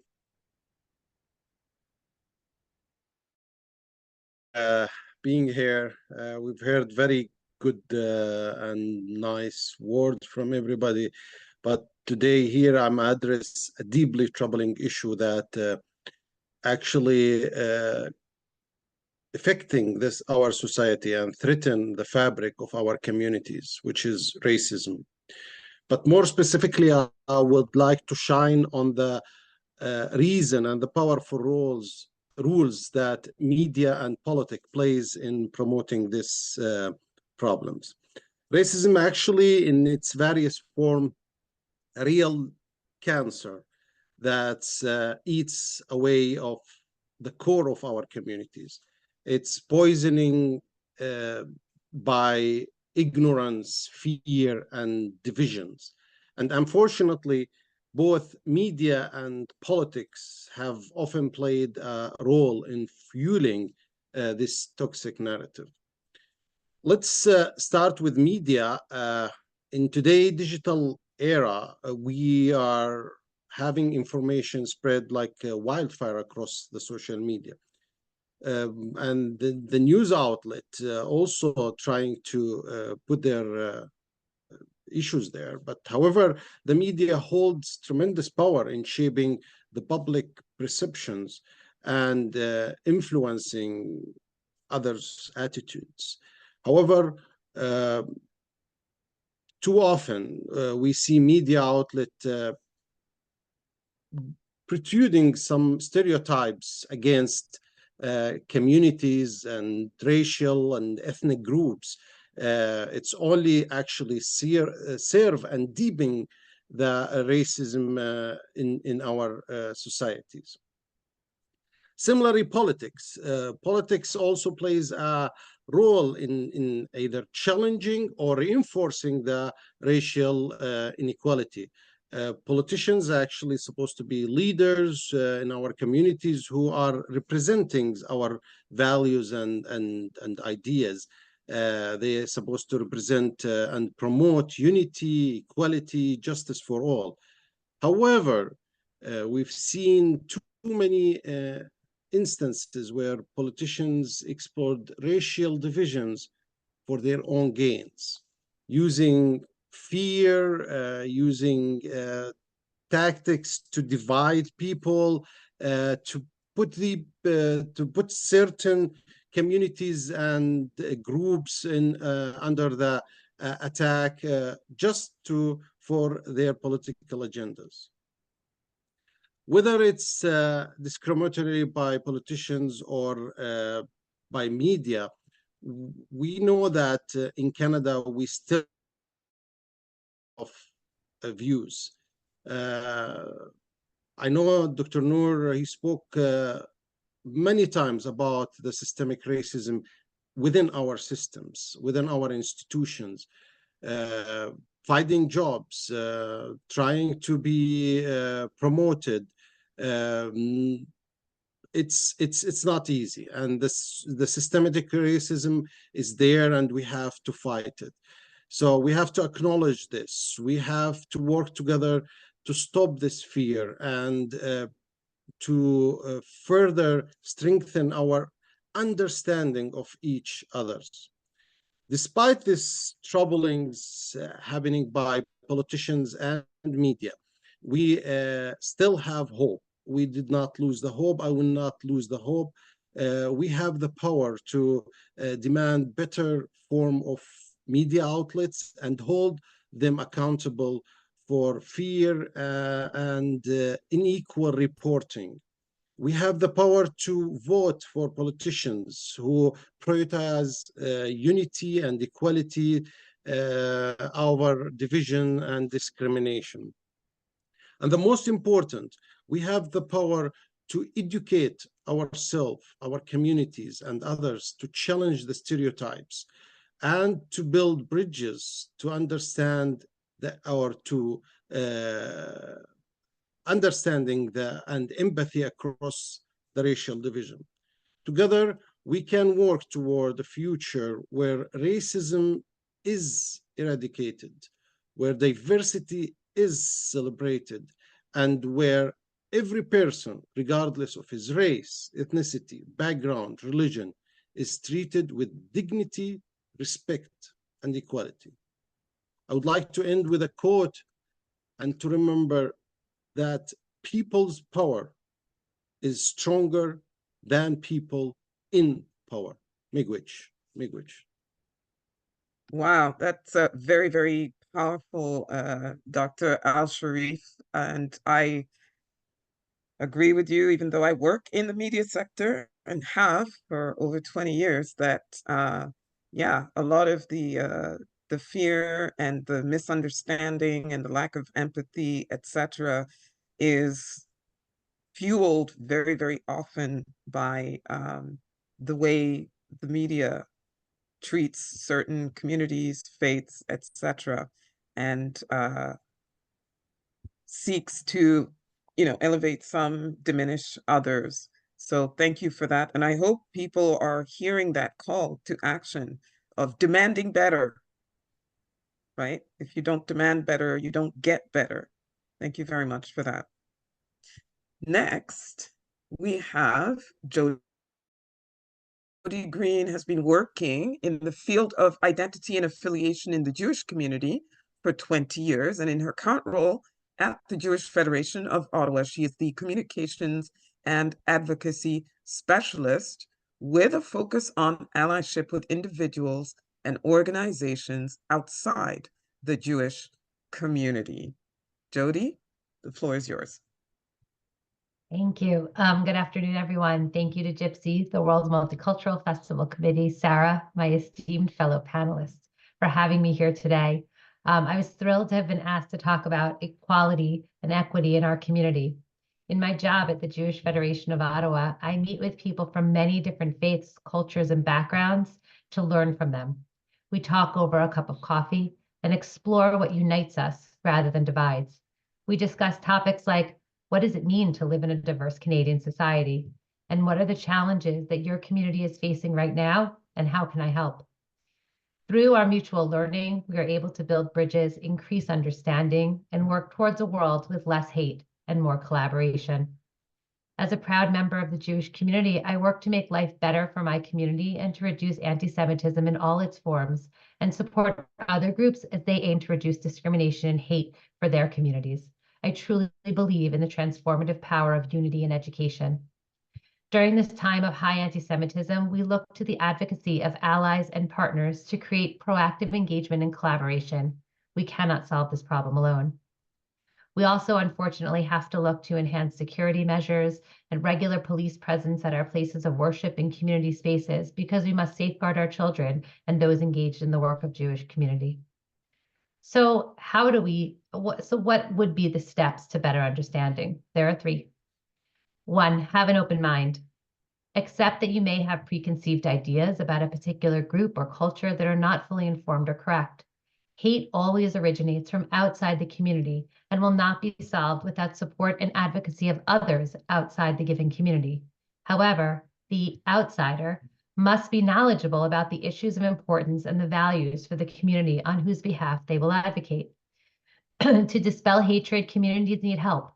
They need support from allies outside their sphere, and to become a true ally, people must be willing to consider the point of view of the marginalized group. I meet with people every day of the week and we talk about our needs. We learn about each other's faith practices, beliefs, and ideologies. And what I have seen is that there is such power in these conversations. We educate each other and are better for it. Currently, my community is scared and cautious, but I remain optimistic that there is a stronger desire for peace and friendship than there is for hate. I'd like to tell a story. My son has a friend who comes from another cultural background. Several months ago, this friend was repeating anti-Semitic comments at school and sharing them, argue about the statements or attack the validity or veracity of what he was saying. It was suggested that they both sit down with an administrator to talk. They did, and the friend came to understand how hate hurts and how the opinions of others should not shadow your view of the person sitting before you. They have continued their friendship, and I believe they have each grown for the encounter. Step 2, listen and learn. Be prepared to let go of preconceived notions and make room for new ideas. The big piece to this puzzle is education. Vet your sources. I have teens. I know the power of their friends, of Instagram, Discord, Snapchat, TikTok, and YouTube. They often come to me with outrageous videos, and when we dig just beneath the surface, we see that these are doctored videos. Social media is full of misinformation. Check your sources. Learn the history. Develop a relationship with someone from the community in question and see if you can ask the hard questions. Ask the things you're embarrassed you don't already know and learn from each other. I love to be asked the hard questions. It means that you're thinking, that you care, that you want to learn. I too have grown so much in my work by listening. I've been humbled by people doing similar work, but doing it louder and more publicly. I love to talk, but it's when we listen that we truly grow. And step 3, be prepared to accept. We must accept that sometimes the truth is not what we wish it to be, but if it's the truth, then we must accept it. As Sherlock Holmes says, when we have eliminated the impossible, whatever is left, no matter how improbable, must be the truth. Moving from hate to tolerance to acceptance means that you are ready to let go of those preconceived notions. Once you have educated yourself, you must be ready to move forward with new ideas and opinions. You have heard about the pain and hurt that has been caused by hate and are ready to release your own impressions to make way for new and more meaningful ideas. Once we can accept the truth, then we become true allies and partners with other communities for change. Through proactive engagement and collaboration, we can safeguard Ottawa's community's well-being and contribute meaningfully to a shared vision of equality, ensuring a secure and inclusive future for generations to come. Thank you, everyone. Wow, thank you so much, Jody, for that strong emphasis on allyship, true and effective allyship as moving from hate to tolerance to acceptance. And the acceptance part is that hard part that many of us can't seem to sort of get to from the tolerance. Thank you so much for that. Next, we are going to hear from Dr. Gautam Ghosh, who is the CEO of an upper chamber international law firm. He's an advocate, author, human rights activist, and the Canada Consortium. He's also the chief advisor, SAARC, Human Rights International Election Observer. Dr. Ghosh. Namaskar, thank you. Thank you, Sarah, for inviting me to speak on this. Right now, before I start, I have to, acknowledge the wonderful and exhaustive explanation Pradeep Marchand has given on the concept itself. His in-depth speech, which has, given a very clear idea about the subject matter. The most important, he has spoken at length on many things. But one thing which I found is quite interesting is his concept of building from an individual citizenship to public citizenship. It's a beautiful concept, which is very important. If we discuss, if we try to agenda of this issue of equality and diversity. I have to also acknowledge the wonderful speech with Jagmohan, whom he has presented here. He himself being a Jain, he has appreciated as well as made a very balanced approach towards the religion of other while making his approach today here. And especially I have to thank Noor Kadri for his straightforward, message that we have to stand tall and fight for our rights. That's very correct. In simple words, we have to. I am just not going more into the speeches because I have my own speech. I have to say something for me. There's another important thing which Dr. Helen Tang has spoken about is investing on diversity. That's a very key word which we should keep in our mind, that we invest on diversity. Coming to Dr. Jamal, he has tried to put up before us the role of the media in showing in putting before us the issues which are coming on diversity and equality, and which may cause repercussions in the near future, as well as he has also spoken about the need of the hour is to build bridges between the communities. Jody Green, stepwise analysis and approach, I appreciate that. It's quite innovative. Saying so, now I have to come to the topic itself. Now, we understand that however fragmented the world, however intense the national rivalries, it's undisputed fact that today to sustain and grow in a community, greater community, which is the state, we are becoming each day more interdependent with each other. Today, we must acknowledge that tolerance, pluralistic tradition, mutual respect, and diversity of religions and beliefs promote human fraternity. Thus, it is imperative that we encourage activities aimed at promoting interreligious and intercultural dialogues in order to enhance peace and social stability, respect for diversity and mutual respect, and to create the global level and also at the regional, national, and local levels an environment conducive to peace and mutual understanding. This peace and mutual understanding is most important for development of any society. Without peace and mutual understanding and mutual respect, we cannot understand how to create equality and how to promote fraternity. Now, what is equality and what is fraternity? The panel speakers have explained it at length, so I need not just go into all those explanations. But equality is all about ensuring that everybody has equal opportunity at home, work, and in society, and each person is not treated differently or discriminated against because of their characteristics. At the core of equality means fairness. We must ensure individuals or groups or individuals are treated less favorably because of their protective characteristics, which means that if there is a protective characteristics of a group of individuals, they should not be treated differently. They should be treated equally. Now, again, this has been said more or less by Pradeep Marchand in his speech, that what it means that I cannot be equal with my own work with Pradeepji. He has made an explanation of this. Now, coming to fraternity. Now, before I come to fraternity, I have to quote what the Chief Justice of Canadian Supreme Court has said once in a case which is referred as R versus Oakes in 1986, where the Chief Justice himself has stated that realization of collective goals is of fundamental importance.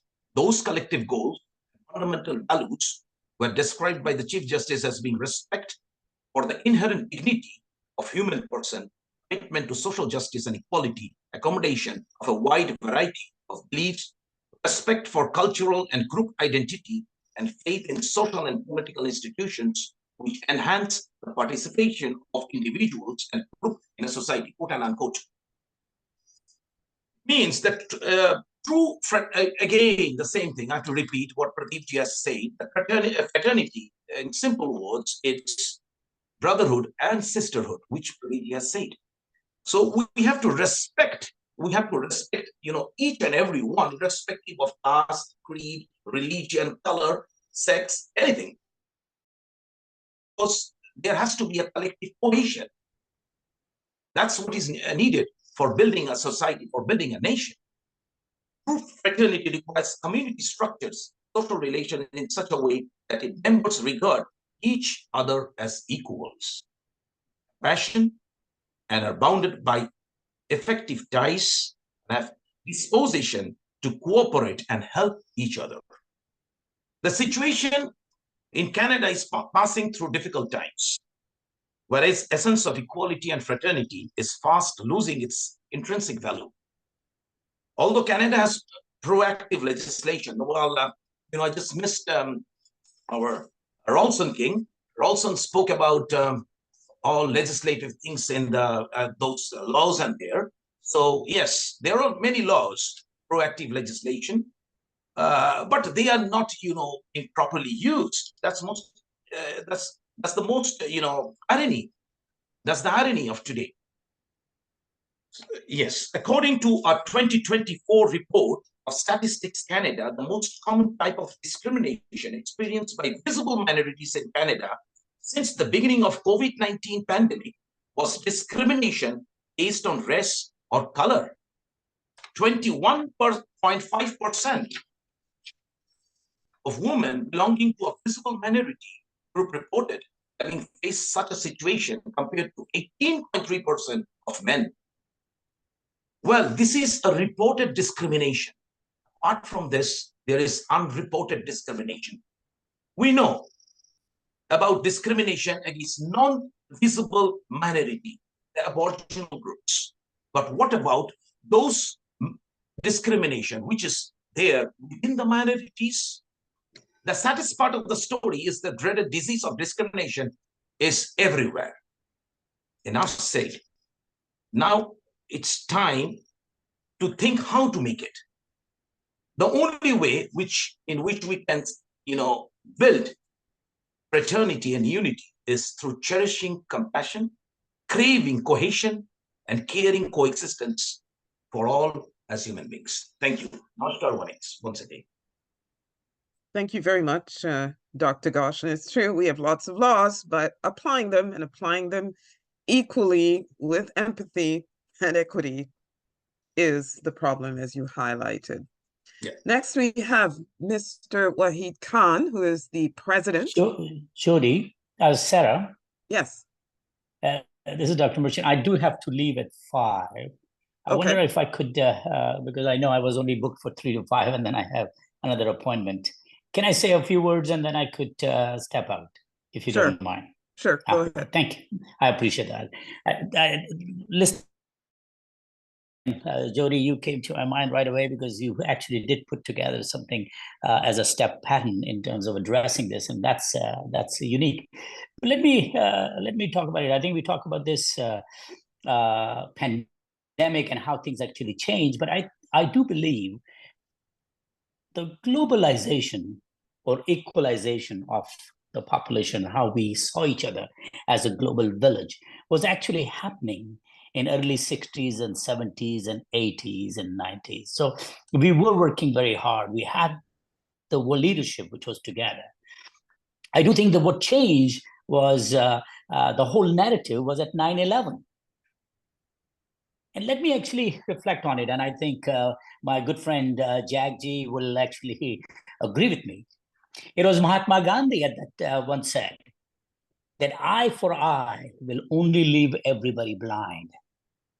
So let's just think about it. And I want to leave this reflection to you, all of you. Had we not attacked Iraq, we would have been at a different state of affairs today. We are actually seeing the repercussion of a mighty power making a decision on a wrong intel to do something about somebody who could not actually defend themselves. So what I think is very important is when we are in the position of might, so we all are well established and all this stuff, it is actually incumbent upon us to make sure that we lift that low and forgotten minority who actually is suffering from this discrimination and racism. So it is very important to realize that if you have a power, you have even more responsibility to reflect and react, and not just react simply because that's a contextual narrative which has gone on, which has actually fomented the hatred forever. And Dr. Al-Sharif, it is not just our current platform. The reason why there is so much amount of hatred in the world is because of so much amount of narratives over the generation has actually pitched one against other. While at the same time, we all claim that all religions want us to be equal. At the same time, the eventual conclusion of that French Revolution in the Second Revolution was, it was religious fraternity. And that's where actually it all landed. And eventually the acceptance after the Third Revolution in 1946 wasn't as much as equality, fraternity, and liberté. It was actually religious fraternity which convinced the French Revolution and French constitutional maker to actually use that terminology. So I leave you with these thoughts that there is important responsibility, all of us who actually have a degree of power or success our minority or the people who actually need the need. So thank you again for inviting Sarah. Thank you again. I do have to leave. And Jody, well done. Thank you very much, Dr. Merchant, for that. Yes, the power dynamic and the responsibility of the powerful in advocating for the less powerful and contributing substantively to the peace that we all want. And now we're going to hear from Mr. Wahid Khan, president of the Community of Federal Visible Minorities, an independent network that provides a platform to visible minorities in the federal public service to discuss their priorities, to share information and advocate on their behalf. He has a passion for public service based on social justice and equity to serve all Canadians, regardless of their ethnic origins, gender, background, and any other identities. Mr. Khan. Thank you very much. I would like to take this opportunity to say that I'm speaking to you from the Indigenous Algonquin Nation territories, unceded, unsurrendered, and I'm very pleased to be living in this area and thanking those who came much before us, taking care of this beautiful land. I'm privileged. I would also like to thank Dr. Ghosh and Mrs. Ghosh, both of them, for organizing this very important discussion. The panelists that spoke before me was amazing, and I'm going to be looking forward to listening to all of them, even though I'm on a travel status, have to go to a meeting.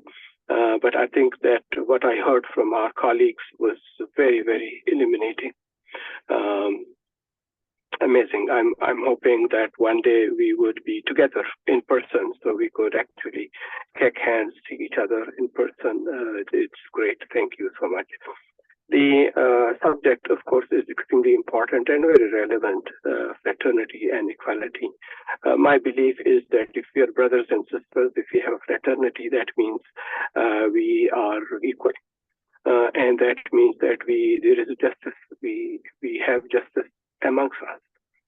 Canada is a great country. I came to Canada by choice, and it's a great country. It's a great country not because how much we have come, how far we have traveled so far, but how much committed we are to travel together much further. And we do need to go a lot further. I think there's a general agreement. All Canadians know that we have to go further. We have some background or some history that tells us that some of the things we did as a nation were something that we regret. We have seen the government leaders offer apologies to a number of people, including whether it's the Chinese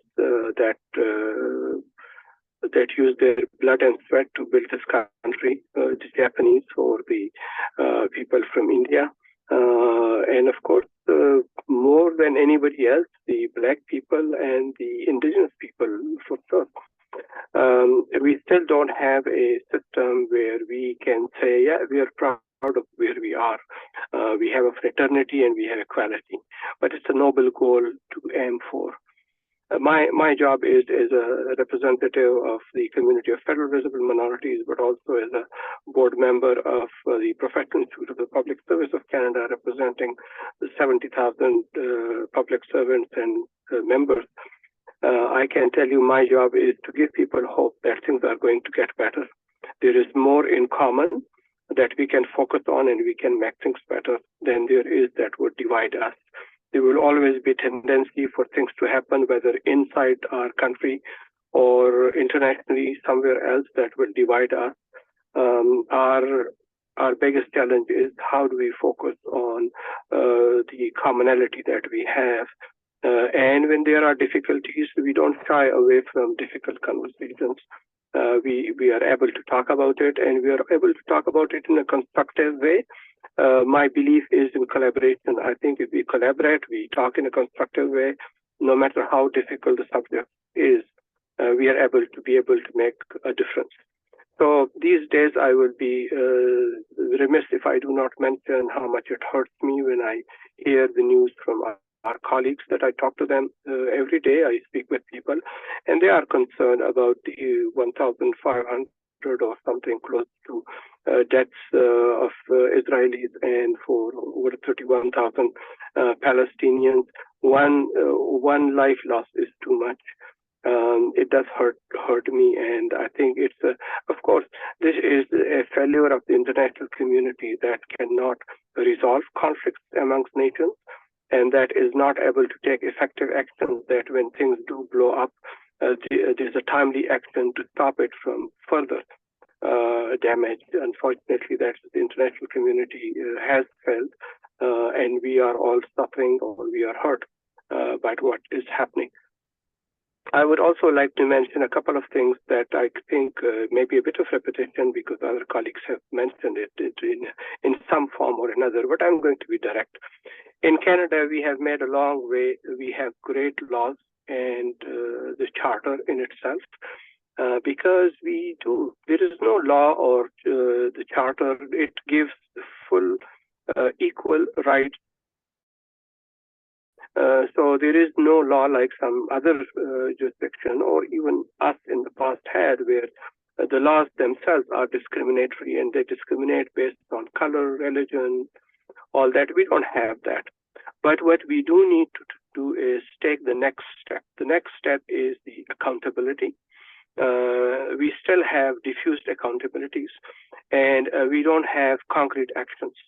So we talk about things, but I'll give you a couple of examples where I feel there is a need for concrete action and for accountability.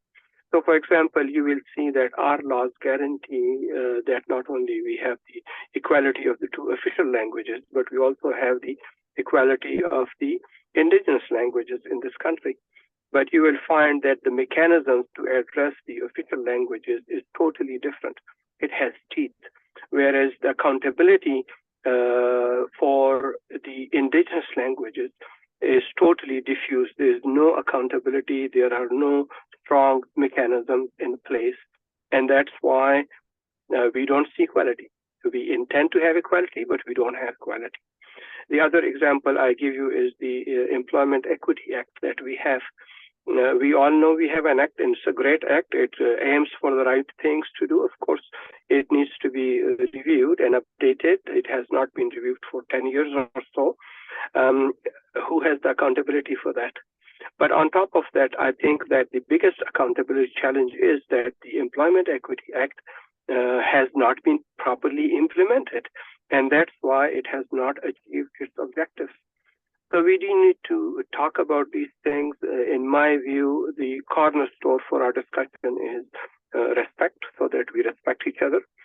We may have different views, of course. It's a multicultural country, and it's all good when you have a diversity of views, because that way we can see each other's point of view and make a holistic picture of what really it is that we are talking about and what is the action that we need to take. So if I can leave a few words with you, it is respect, it is the diversity of views and people, and it is the accountability and concrete actions. These are, to me, the cornerstone of some of those actions that we need to take in order to achieve a true fraternity and equality. That's where we need to go, and my sense is that if we collaborate, we work together, we are constructive, there's no challenge that we cannot overcome working together.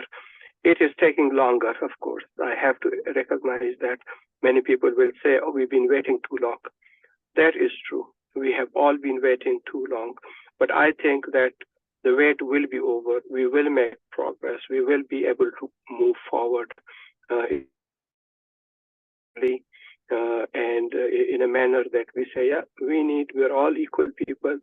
We all have different, I know we speak sometimes about the different level of support that we need, because, you know, that is the essence of justice and equality. If somebody needs more support, you give them that extra support to bring everything together. But let's not forget that in Canada, particularly amongst the diversity, the visible minorities, the immigrants, there's a huge talent that is hidden there. And that's why This is a country where we find medical doctors, surgeons, healthcare professionals, driving taxis, delivering pizza. There's nothing wrong with delivering pizza. There's nothing wrong with driving a taxi. But the point is that there are people who have talents that we're not putting where they should be, where they can contribute to this country. It's not just about giving help to people, it's also capitalizing on the talent that Canadians bring from all over the world to this country. Thank you very much, Miigwech, Dhanyavad, Shukriya. These are just a few words I can say, but I'm sure there are more than that. Merci beaucoup. Thank you very much, Mr. Khan. And I really appreciate that you bring up the fact that Canada loses out when it does not leverage the talent pool that's right under its nose, right there, because of prejudice, discrimination, racism, and just the inability to look at what's in front of you and appreciate it and see how you can develop that. And as Jody was talking about, allyship, you know, helping to mentor people into those professions and then supporting their career progression in those professions so that we don't have a shortage of nurses and doctors and therapists, etc. in Canada. Thank you very much for that. Next, we are going to hear from, I'm going to make sure I say your name right, Kadi Shah. Kadi Shah is a professional educator with over 15 years of experience across Canada in education and childcare. She's an active member of the local community, and she is the recipient of a Canada 150 anniversary award. She was also one of the torchbearers during the Toronto Pan Am and Parapan Games. And she has done a lot of research in immigration, racism, multiculturalism, the Asian diasporas, globalization, children, youth, and education. Kadi? Hi, Sarah. Thank you so much, Sarah. Thank you, Gypsy, and everyone. Allow me to be here today. Sorry, I'm a little bit off weather. I'm having a fever, and I kind of try to, use the medication on it. So I might have some hiccups while I'm speaking. I study sociology at Carleton University. Meanwhile, my background is in the educational field, teaching young children. So today I would like to speak about my understanding of multiculturalism and the need to promote Canada as multicultural communities with interracial dependency. So as a Chinese in Canada myself, I also, along with other my fellow hip peoples, we encountered racist comments, blames, pretty much once in a while, without knowing, but it happened during our life. It could be as serious as about the spread of the COVID virus or the pricey housing market. Or it could be just as random as the parking lot that someone took other people's parking lot, and it doesn't happen to me. Like people would say, go back to China because I took their parking spot. So also as a naturalized Chinese Canadian, I'm also aware of the Canadian racist history of the exploited railway workers, which pay them like way less than the average rate. Meanwhile, when they want to immigrant, they will have to pay the head tax. It's quite expensive to get their entry into Canada, if they want to stay in Canada. And also the Chinese Exclusion Act, which prohibit Chinese to vote. Those are our racist history we can't deny. But meanwhile, also worth to mention in the history, Chinese immigrants already lived on the Turtle Land because of the Trans-Pacific economic activities, the gold rush, the fur and fish trade. So Chinese were already here participating in the socio-economic activities before Canada was founded in 1876. So that being said, when Chinese was one of the founding peoples on the Canada, the current land we call Canada, but they were not recognized at its birth. But I don't like to blame the history, but I like to learn from the history to see what we have achieved by now. So because always I believe humanity always sparkles and wins. So this is why I really appreciate back in the 70s, 1970s, our Prime Minister Pierre Trudeau state that like there's no singular culture in Canada, and they introduced multiculturalism.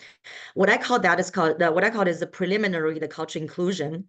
Is a big significance, and I couldn't deny the what they have like make our Canada like what we are today, and also what we have achieved about the inclusion, what we have achieved by today.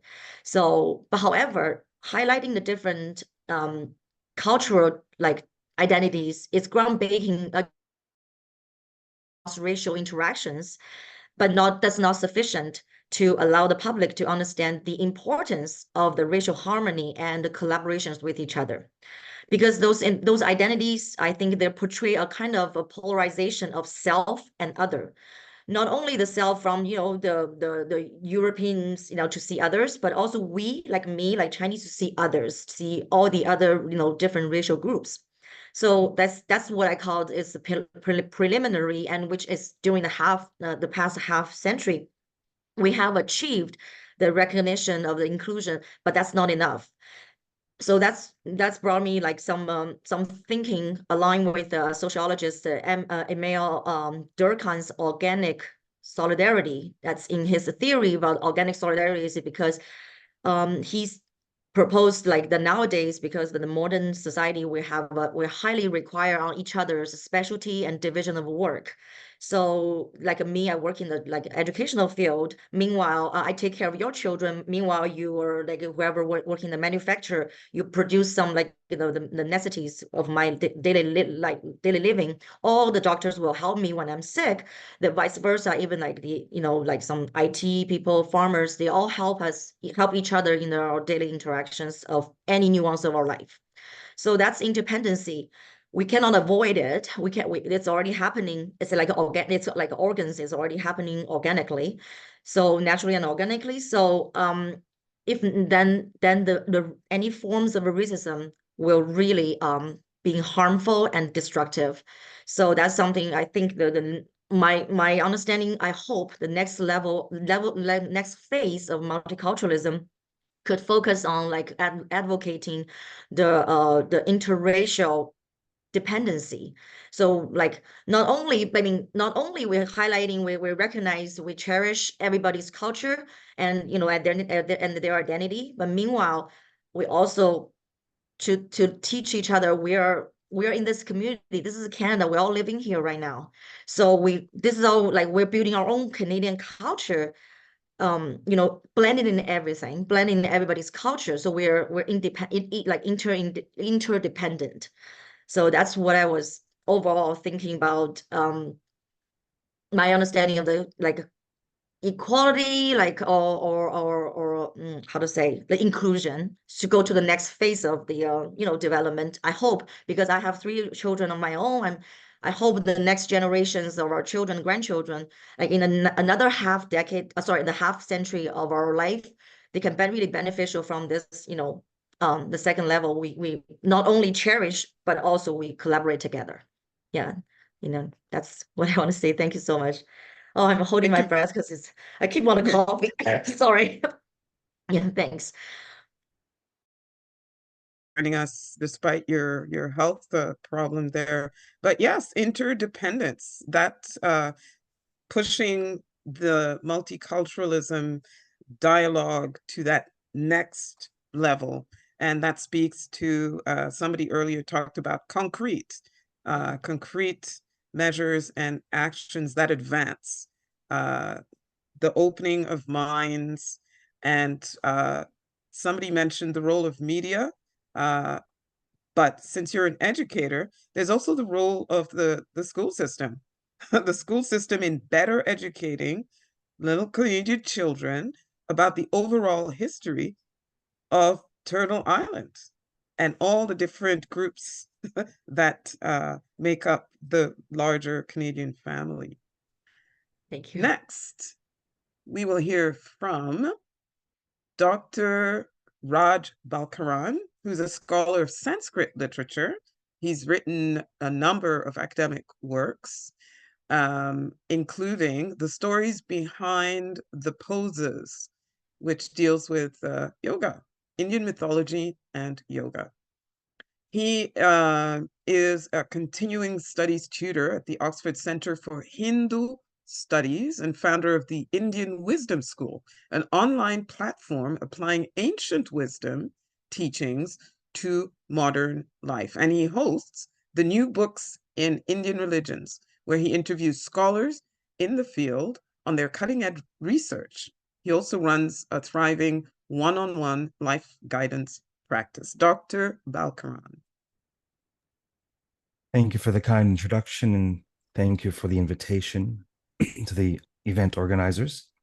I'm a touch hoarse as well. This body is also under the weather. And thank you all, co-panelists, for your rich contributions.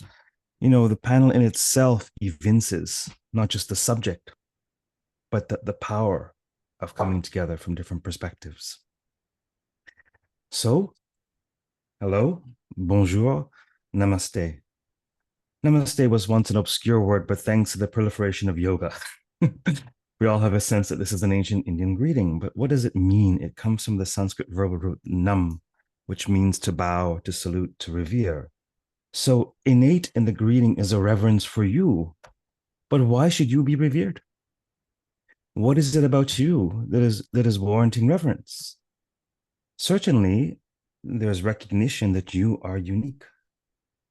You are a unique constellation of gender, orientation, age, ethnicity, ability, propensity, etc., etc., etc., and all that moves because you're a moment in history, in time, and culture. And yet, there is ancient insight, ancient wisdom into what it means to be human that is encoded in the very greeting, this ancient Indic greeting. This wisdom is shared by many traditions that hail from Bharata, from South Asia, from Indic origin, Hinduism, Buddhism, Jainism, Sikhism. But it's not so unique in that what this wisdom teaches us is that there's an aspect of you that is inalienably dignified. You have inalienable dignity and sovereignty. You are what the ancients call the self. Literally, in Sanskrit, it's called the Atman, the self. What do you mean the self? Do you mean the teaching self? Do you mean the shaved head self? Do you mean the podcasting self? No, the self which watches on. The self which was watching on when you were 15, now that you're 25, 35, 45, etc., etc., you're able to perceive all the changes because there's an aspect of you that is inalienably dignified and sovereign. And we are all equal. We are all equal in sharing this spiritual aspect of self, whether we want to call it soul, whether we want to call it Atman, whether we want to call it the human spirit. It is not possible to be a human being absent this active ingredient, the human spirit. Now, there are many shades of conditioning that may inform the type of human being you are in terms of your uniqueness. But undergirding that is something that is equal to all beings. And it is the very foundation. Potentially, that recognition is the foundation of equality, because we are incapable of discriminating when we recognize the humanity of the person. And we are capable of recognizing the humanity of the person when we are discriminating. They're mutually exclusive in a sense. There are those that even throughout various epochs of oppression, throughout, for example, the American slave trade, there were those in white skin who knew that this wasn't right. They were able to see, despite their conditioning, they're however few and far between. There were patriarchs who saw that women were people. There were folks in white skin in that time who saw that Black folks were people. They had the recognition of humanity. And so certainly we have to strive to change and reform society. And without question, we've made thunderous progress, 30,000-foot view. The stock trends up and down. Some days are pretty low.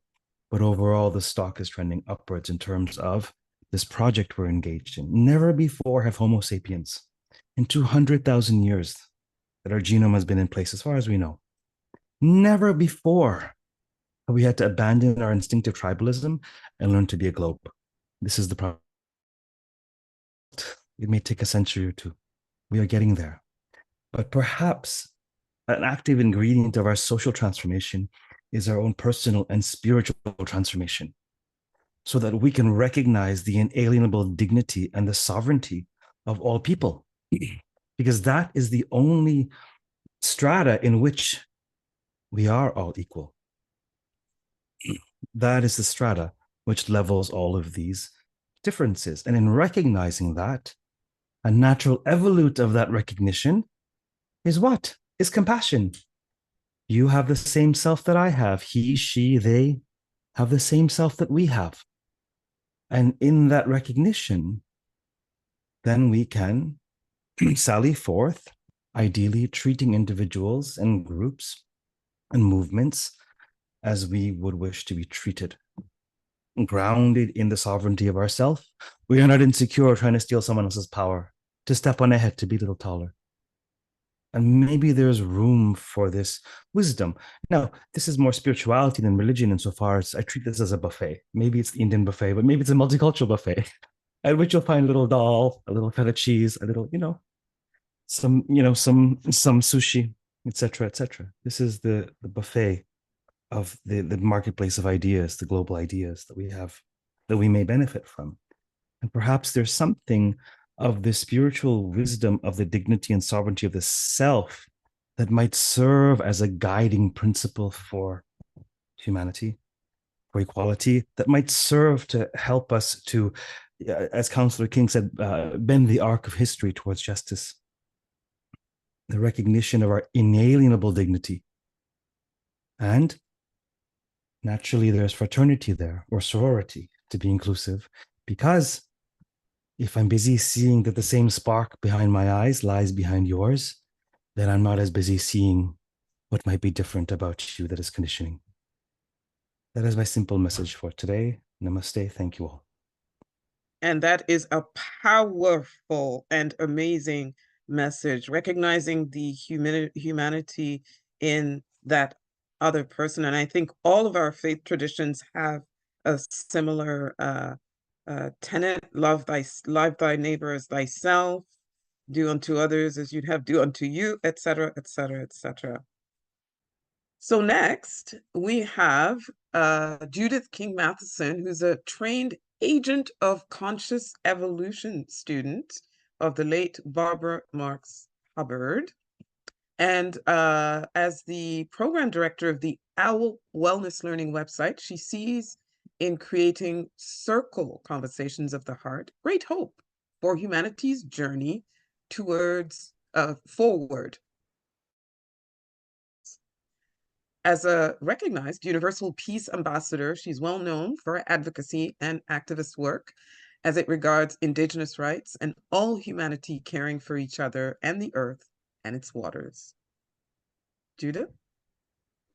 Achievement-rich, and thank you so much. All the panelists have brought such a breath of fresh air to the consciousness of anyone blessed to be listening today, to the unity of the diversity that we're engaging in these conversations. And I particularly want to say Chigmix to Verna McGregor, the elder, whom I am so blessed to have on my path in life. As a person privileged to have met the late grandfather, William Commanda, the Algonquin chief, who is highly recognized for his tireless love for not just his people, but for all citizens of planet Mother Earth.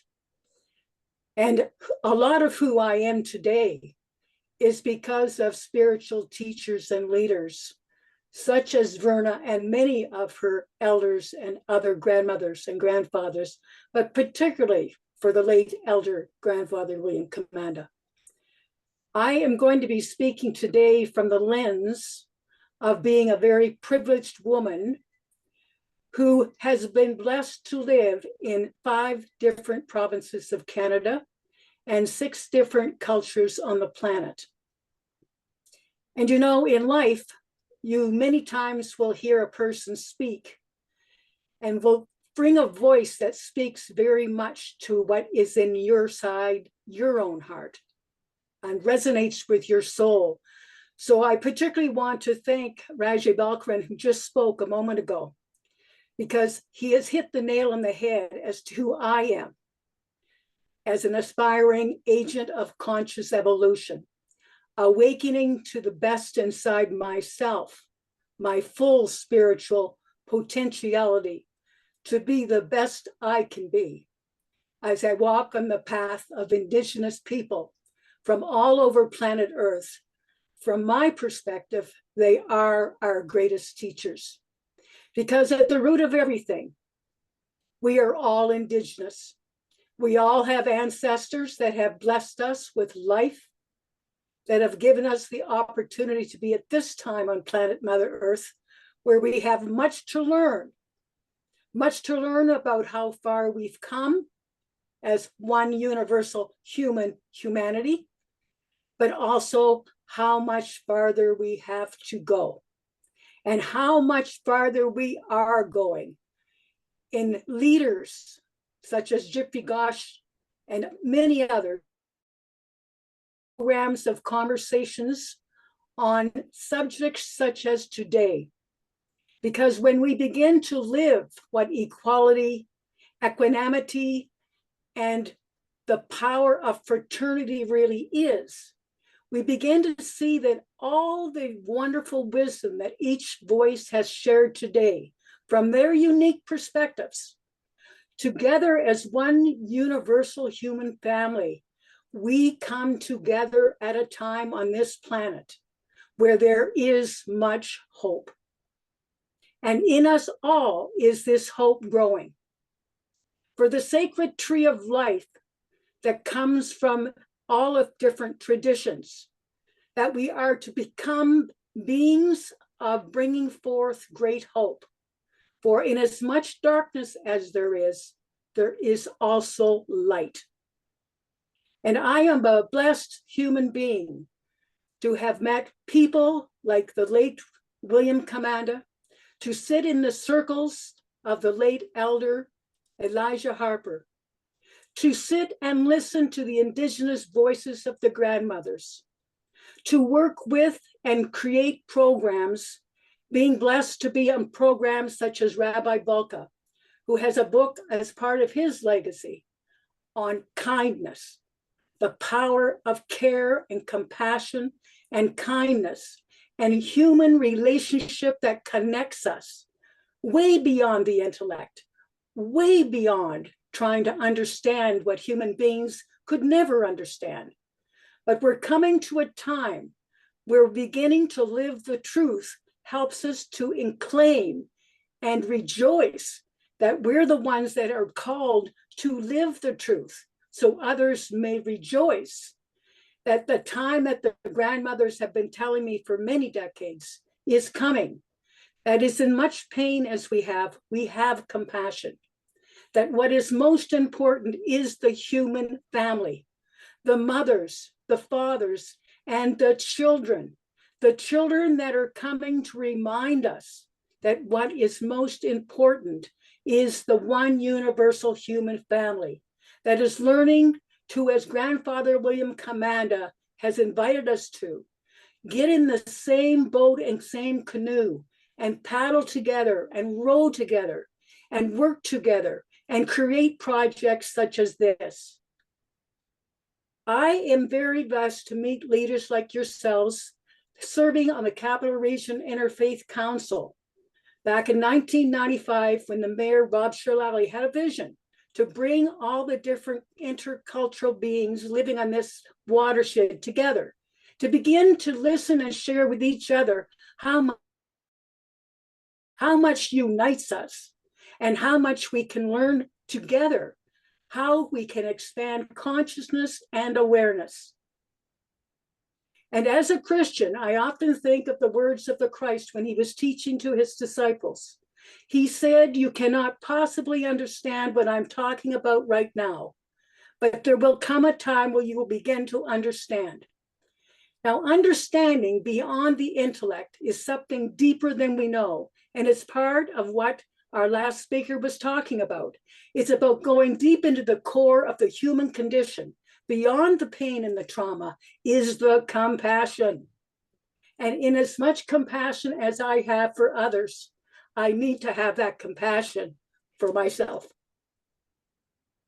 And so as we move forward in this watershed of the Algonquin territory, we can begin to understand why we must learn the history of this land. This is the sacred democracy of the Algonquin people. This is where their people have lived for thousands of years. They have much to teach us to remember that we all come from nomadic people. My ancestors were settlers here as well. I was born during the War of 1944, and as a person that has just turned into my 80th year, I can see there is a new cycle emerging for all of us. It is a new circle of life that seeks to help us expand consciousness, open our minds and hearts, and create projects to walk and work together. And as we get better at doing that, we will begin to see how much we have in common in celebrating the joy of being given life, life that we can bear great fruit, because we are the ones that have come to be on the planet at a time when our voices matter, and our voices need to be heard, and our actions need to be clear. We need to work together to bring forth the new energy of joy, for in as much darkness as we see on the planet, again, as the newspaper reporting seem to love to express and make bigger than it is sometimes, we have good people walking everywhere in communities all over the earth, caring for each other. And as we have been talking about today, it takes a whole community to raise a child, but it takes a whole country to waken up to its story of becoming a beacon of light and hope for a planet looking for hope. But we must honor the languages of our Indigenous founding peoples who were here and welcomed our settlers. And without their welcoming and caring for us and respecting the land, we would not be here today. And newcomers would not be coming today. And so for me, from my perspective, as a very privileged woman, to be a foreign service career spouse for over 30 years, traveling many cultures, being embraced by many people, opening my mind and my heart so I could see clearly that I had to sit in the circles of William Commanda to truly learn why the earth needed all of us to come together to listen to the story of listening to a kindergarten student, the book that was written by him many decades ago. And I'm hoping that will be republished today as we speak so that more people can learn what is this land that we're living on and why is it so important, peoples of all the earth that come here from many cultures to share this land and in a good way to get better at listening to each other. Not listening just from the head, but listening from the heart, because it's in the heart that the new cosmology of a new human race is rising up. And we are bringing forth the light that will touch the darkness to bring forth the beingness of beyond extreme polarity back to the balance that the world needs. So I want to give great gratitude to all of you that have organized this theme today, because it's a theme that is very much needed for these times. But we need to not know the words, we need to begin to live the words of equality, equanimity, and the wonderful power of fraternity, because all of our ancestors have wanted the same thing. They've come here to find hope. And it's in hope that we will move forward to give hope to all future children and all future generations. So chi miigwech to you all.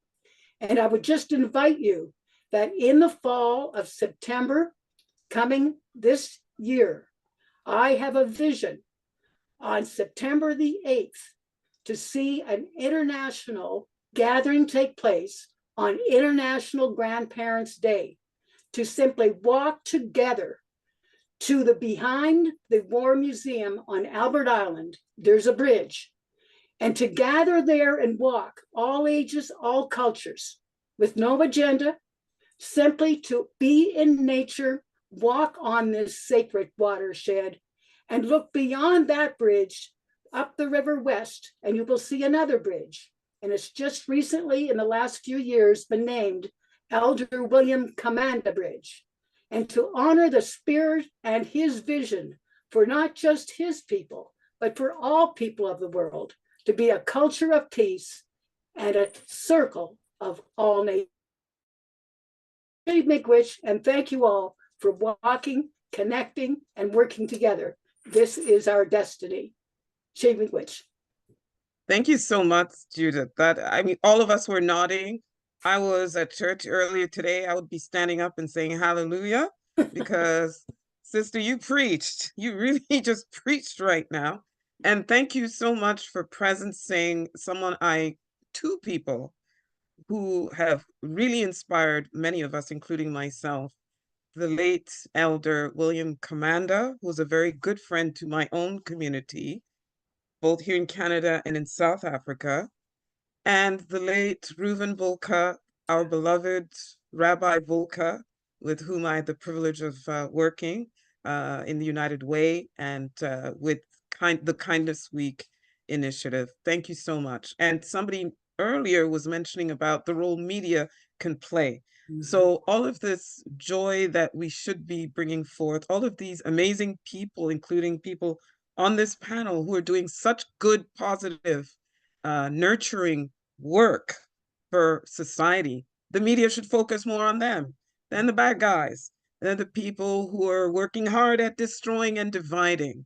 So I'm hoping that your vision will come alive and that many of us will join you on September the 8th. And we have one last speaker, last but not least, a francophone. I'm French speaking, so, and he is a leader in the French Canadian community. Marcel Morin, the general manager of Maison de la Francophonie d'Ottawa, who has over 30 years experience in French education in Ontario, including 16 as a school principal.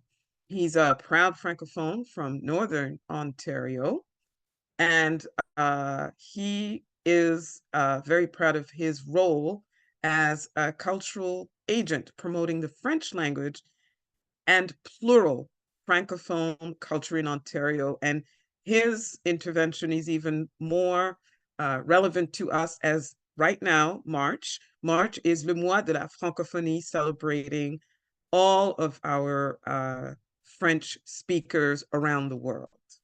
Monsieur Morin.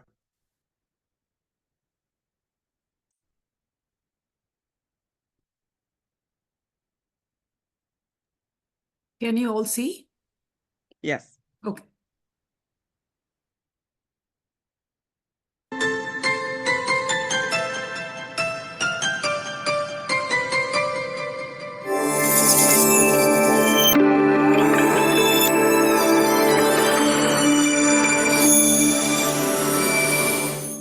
Mesdames et messieurs, c'est avec un immense plaisir que je prends la parole devant vous aujourd'hui en tant que direction générale de la Maison de la Francophonie d'Ottawa.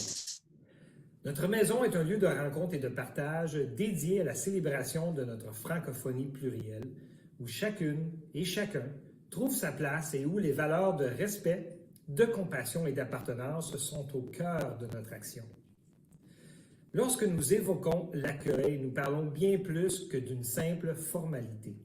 Nous parlons d'un pilier essentiel qui soutient les fondements de notre communauté. Nous ne cherchons pas seulement à inclure les autres, mais à leur offrir un sentiment profond d'appartenance à notre famille francophone ensemble. C'est dans cette famille que chacune et chacun est valorisé, respecté et aimé. L'attention portée à autrui est la valeur qui guide nos interactions et renforce nos liens. Dans un monde marqué parfois par la division et la confusion, il est vital de cultiver un état d'esprit positif.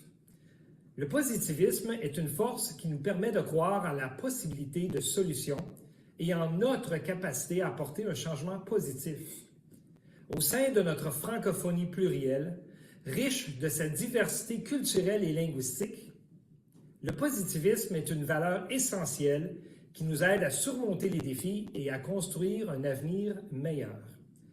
C'est pourquoi je suis ravi de céder la parole à Magali Morin, une jeune demoiselle de 11 ans qui nous éclairera sur l'importance du positivisme à travers le monde et son impact spécifique au sein de notre communauté francophone diversifiée. Sa propre réflexion personnelle nous permettra de mieux comprendre comment cultiver cet état d'esprit positif et non seulement transformer nos vies individuelles, mais aussi renforcer les liens qui nous unissent en tant que communauté. En conclusion, je tiens à exprimer ma profonde gratitude à chacune et chacun d'entre vous pour votre engagement en faveur de l'ouverture à l'autre et de notre propre ouverture d'esprit. Ensemble, nous avons le pouvoir de construire un monde où chacune et chacun se sent chez elle, chez lui, où la diversité est non seulement célébrée, mais respectée comme une source de richesse inestimable. Je vous remercie infiniment et voici Mademoiselle Magali Morin. Bonjour à vous toutes et tous. Je m'appelle Magali Morin et je vous suis reconnaissante de m'accorder votre attention. Je souhaiterais aborder le thème de l'optimisme autour du monde. À mes yeux, l'optimisme mondial veut dire la collaboration entre les différents pays, la capacité à faire des efforts pour percevoir le côté positif des choses et la tolérance envers les imperfections de l'autre. En raison de nos différences, il est possible de créer des amitiés même si nous avons différentes préférences. Chacun a le droit à sa propre opinion et il est important de respecter cela. Aujourd'hui, je vais vous parler du respect des diversités, de l'optimisme face aux situations difficiles et de la création des relations positives. Accepter les différences des autres est essentiel. Se concentrer sur soi-même est impoli, mais se moquer de quelqu'un est encore pire. Il faut accepter les gens tels qu'ils sont en respectant leurs particularités. Cela permet à tout le monde de se sentir bien et de se développer sans avoir peur d'être critiqué. En étant ouvert d'esprit, nous construisons une société meilleure. Admettons-le, respecter les autres est plus agréable que de leur faire du mal. Également, l'optimisme face aux situations difficiles consiste en une attitude positive malgré les problèmes ou les difficultés auxquelles on fait face. Plutôt que de s'affaisser au découragement, l'optimisme essaie de voir les chances cachées dans chaque problème. En adoptant l'optimisme, on s'arme d'une force intérieure pour surmonter les obstacles, favorisant ainsi une meilleure qualité de vie et une approche plus saine des défis de la vie. L'établissement de relations positives occupe une place cruciale dans le maintien de l'optimisme au quotidien. En cultivant des liens de respect, de compréhension et d'entraide, nous façonnons un environnement qui encourage les attitudes positives. Ces relations agissent comme des piliers solides qui soutiennent notre esprit optimiste. Lorsque nous sommes entourés de personnes qui encouragent le positivisme, partagent des expériences constructives et offrent un soutien sincère, cela influence positivement notre propre perspective. Ainsi, la création de relations positives devient un moteur essentiel pour maintenir un esprit optimiste. En résumé, voir le monde avec optimisme ouvre une vision positive qui va au-delà des frontières. En valorisant les différences, en faisant preuve de compassion et en cultivant des relations positives, nous contribuons à forger un avenir où la coopération, la compréhension mutuelle et le respect sont des piliers fondamentaux. En adoptant cette attitude constructive, nous pouvons collaborer efficacement pour surmonter les défis mondiaux, créant ainsi un monde où l'optimisme sert de moteur pour un avenir plus harmonieux et équitable. Merci.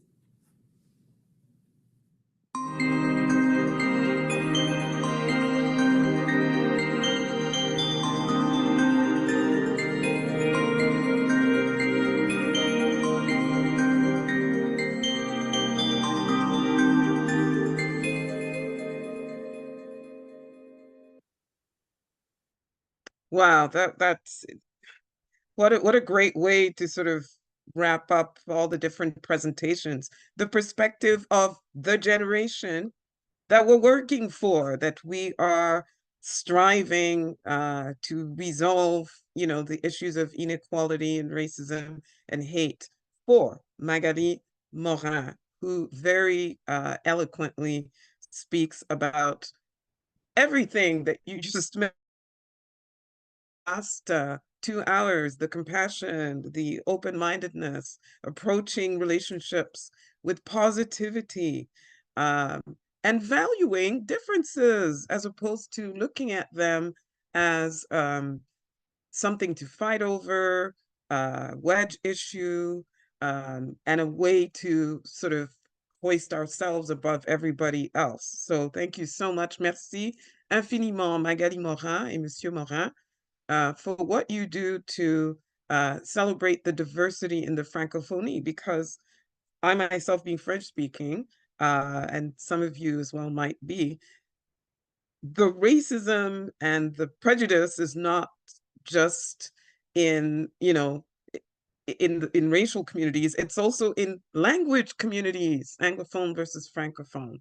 So thank you very much. I think we've come to the end of our presentation, so I think I'll hand it back to Gypsy Gosh. This has been so amazing. I hope all of you are going to keep in touch with each other. I would love to stay in touch with all of you, and that this is not a one-off, that this is a continuing conversation, right?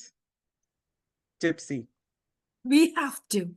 We have to. And you will see some more organizations coming up, some more people coming up, and it's already in my mind. And you know, when I came to Canada, I just want to share a story. When I came to Canada, you know, I was facing a lot of challenges because my husband would not want to settle here. I had to settle here with my son. My son was being treated for cancer. My son is a cancer survivor. And he was bullied because he was a brown kid. He was bullied. He was the only dark-skinned person in a Catholic school. I don't want to name the school, but I did not get any help from the guidance counselor. I used to go there. I used to sit down. I used to cry every single day. He was only 12 years old. He used to come home and manifest all his frustrations, throwing away the curries from the fridge, because he was named Indian curry. Nobody would call him by his name, Jyoti. He has a beautiful name, Jyoti Raditya. Everybody would call him Indian curry. They would make a video in his name, and they would come and shoot my house and he covered, you know, the letters, 504. He covered the letters of my house, and my mom was there. His dad was not there, a cancer survivor. Everybody knew. The elders of the school, the authority of the school, they were helpless because the kids who were bullying, they are also children, and they could not be, they could not be punished. They could not be thrown out of the school. They had to be suspended. I still have that nightmare, Sarah. I still have that nightmare. And there I was determined. I promised to myself, no, Canada being a multicultural mosaic, when the government is calling immigrants from different nations, we have to be respected. We need that respect. We need that love. We need that caring. Otherwise, our children will not survive. Our children will not become a beautiful flower. They will nourish and cherish the hate, and they will become criminals in future. In fact, if you don't get love from your neighborhood, from your community, from your family, from your friends, you nourish hatred in between, in between your hearts. So I had to change his school from Catholic to public school because he was not respected. And he changed his food habit. He changed his food habit only because of my dark skins. And I'm very sad about it. Now, I have promised myself to work with the school boards and work with the children. I have to do that, and I want all your support. We need to do something for our children. Our children will be suffering. Just as somebody said, we are spoiling our generations. Yes, we are spoiling because we are teaching wrong things to the children at home. Racism is not born. Children are not at fault. They are being taught at home by parents. Parents have to be counseled first. Parents have to learn first. When Canada is an immigrant nation of different colors, different religions, different races, everybody has to be respected equally. And the terms Islamophobia, Hinduphobia, anti-Semitism, whatever, should not even exist. We should not even think that we will not be respected. We all have to try. We have to involve the children. The children, they can share their tiffin, they can share their lunch, they can share their notes, they can study together and grow up and make this country a beautiful place. Otherwise, they have to go to work, they have to do businesses, they have to go to communities. I don't know, where is the social cohesion coming? If so many things are coming up, I mean, everybody is blaming each other, everybody's hating. And media, yes, Jamal, I agree, media plays a very bad role, you know, very bad role. I don't know how this, solution will come up when people will start respecting each other and people will learn that people of different colors have the same blood. We have the same blood. We have the same organs. And we might have different accent, but we speak the same language of love and harmony. I come from a multicultural country. I come from India. I know, what is multiculturalism. So this cannot be, I mean, this should come from within. So we will try our best. I want all your support, and thank you, Jamal. I have to thank Jamal. Jamal was under such pressure, actually. I understand there's a conflict going on. I thank Jamal. I thank Noor Qadri. I thank you so much for supporting and for being and for partnering with us today. Thank you so much. Jamal is a brother. Jamal has been so supportive since I took the initiative to bring communities together. And Sarah, thank you so much. Thank you, everyone. Thank you, Jody, for joining. Thank you, Dr. Humar. Thank you, Judith. Thank you, Raj Balkaran. Rolson, thank you very much for your patience. Thank you so much. And I promise you, Rolson, I promise you, I will do my work and with respect to everyone. And you will see a wonderful festival coming up with all communities again. Thank you so much. Bye. Thank you, Gypsy. Thank you for organizing this wonderful thing and persisting with it with all your effort. Yeah. I had to take an anti-stress tablet, in fact, ashwagandha. I bought ashwagandha on Friday because I'm going through a lot of things at home. My son has a bad foot. I can understand. Thanks, everyone. Thank you so much. Thank you. Bye-bye, everybody.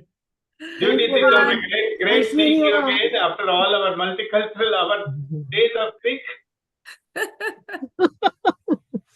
Thanks, Gypsy. Bye-bye. We have to talk in person soon. Bye-bye. Bye now. Bye now. Bye, everyone. Bye.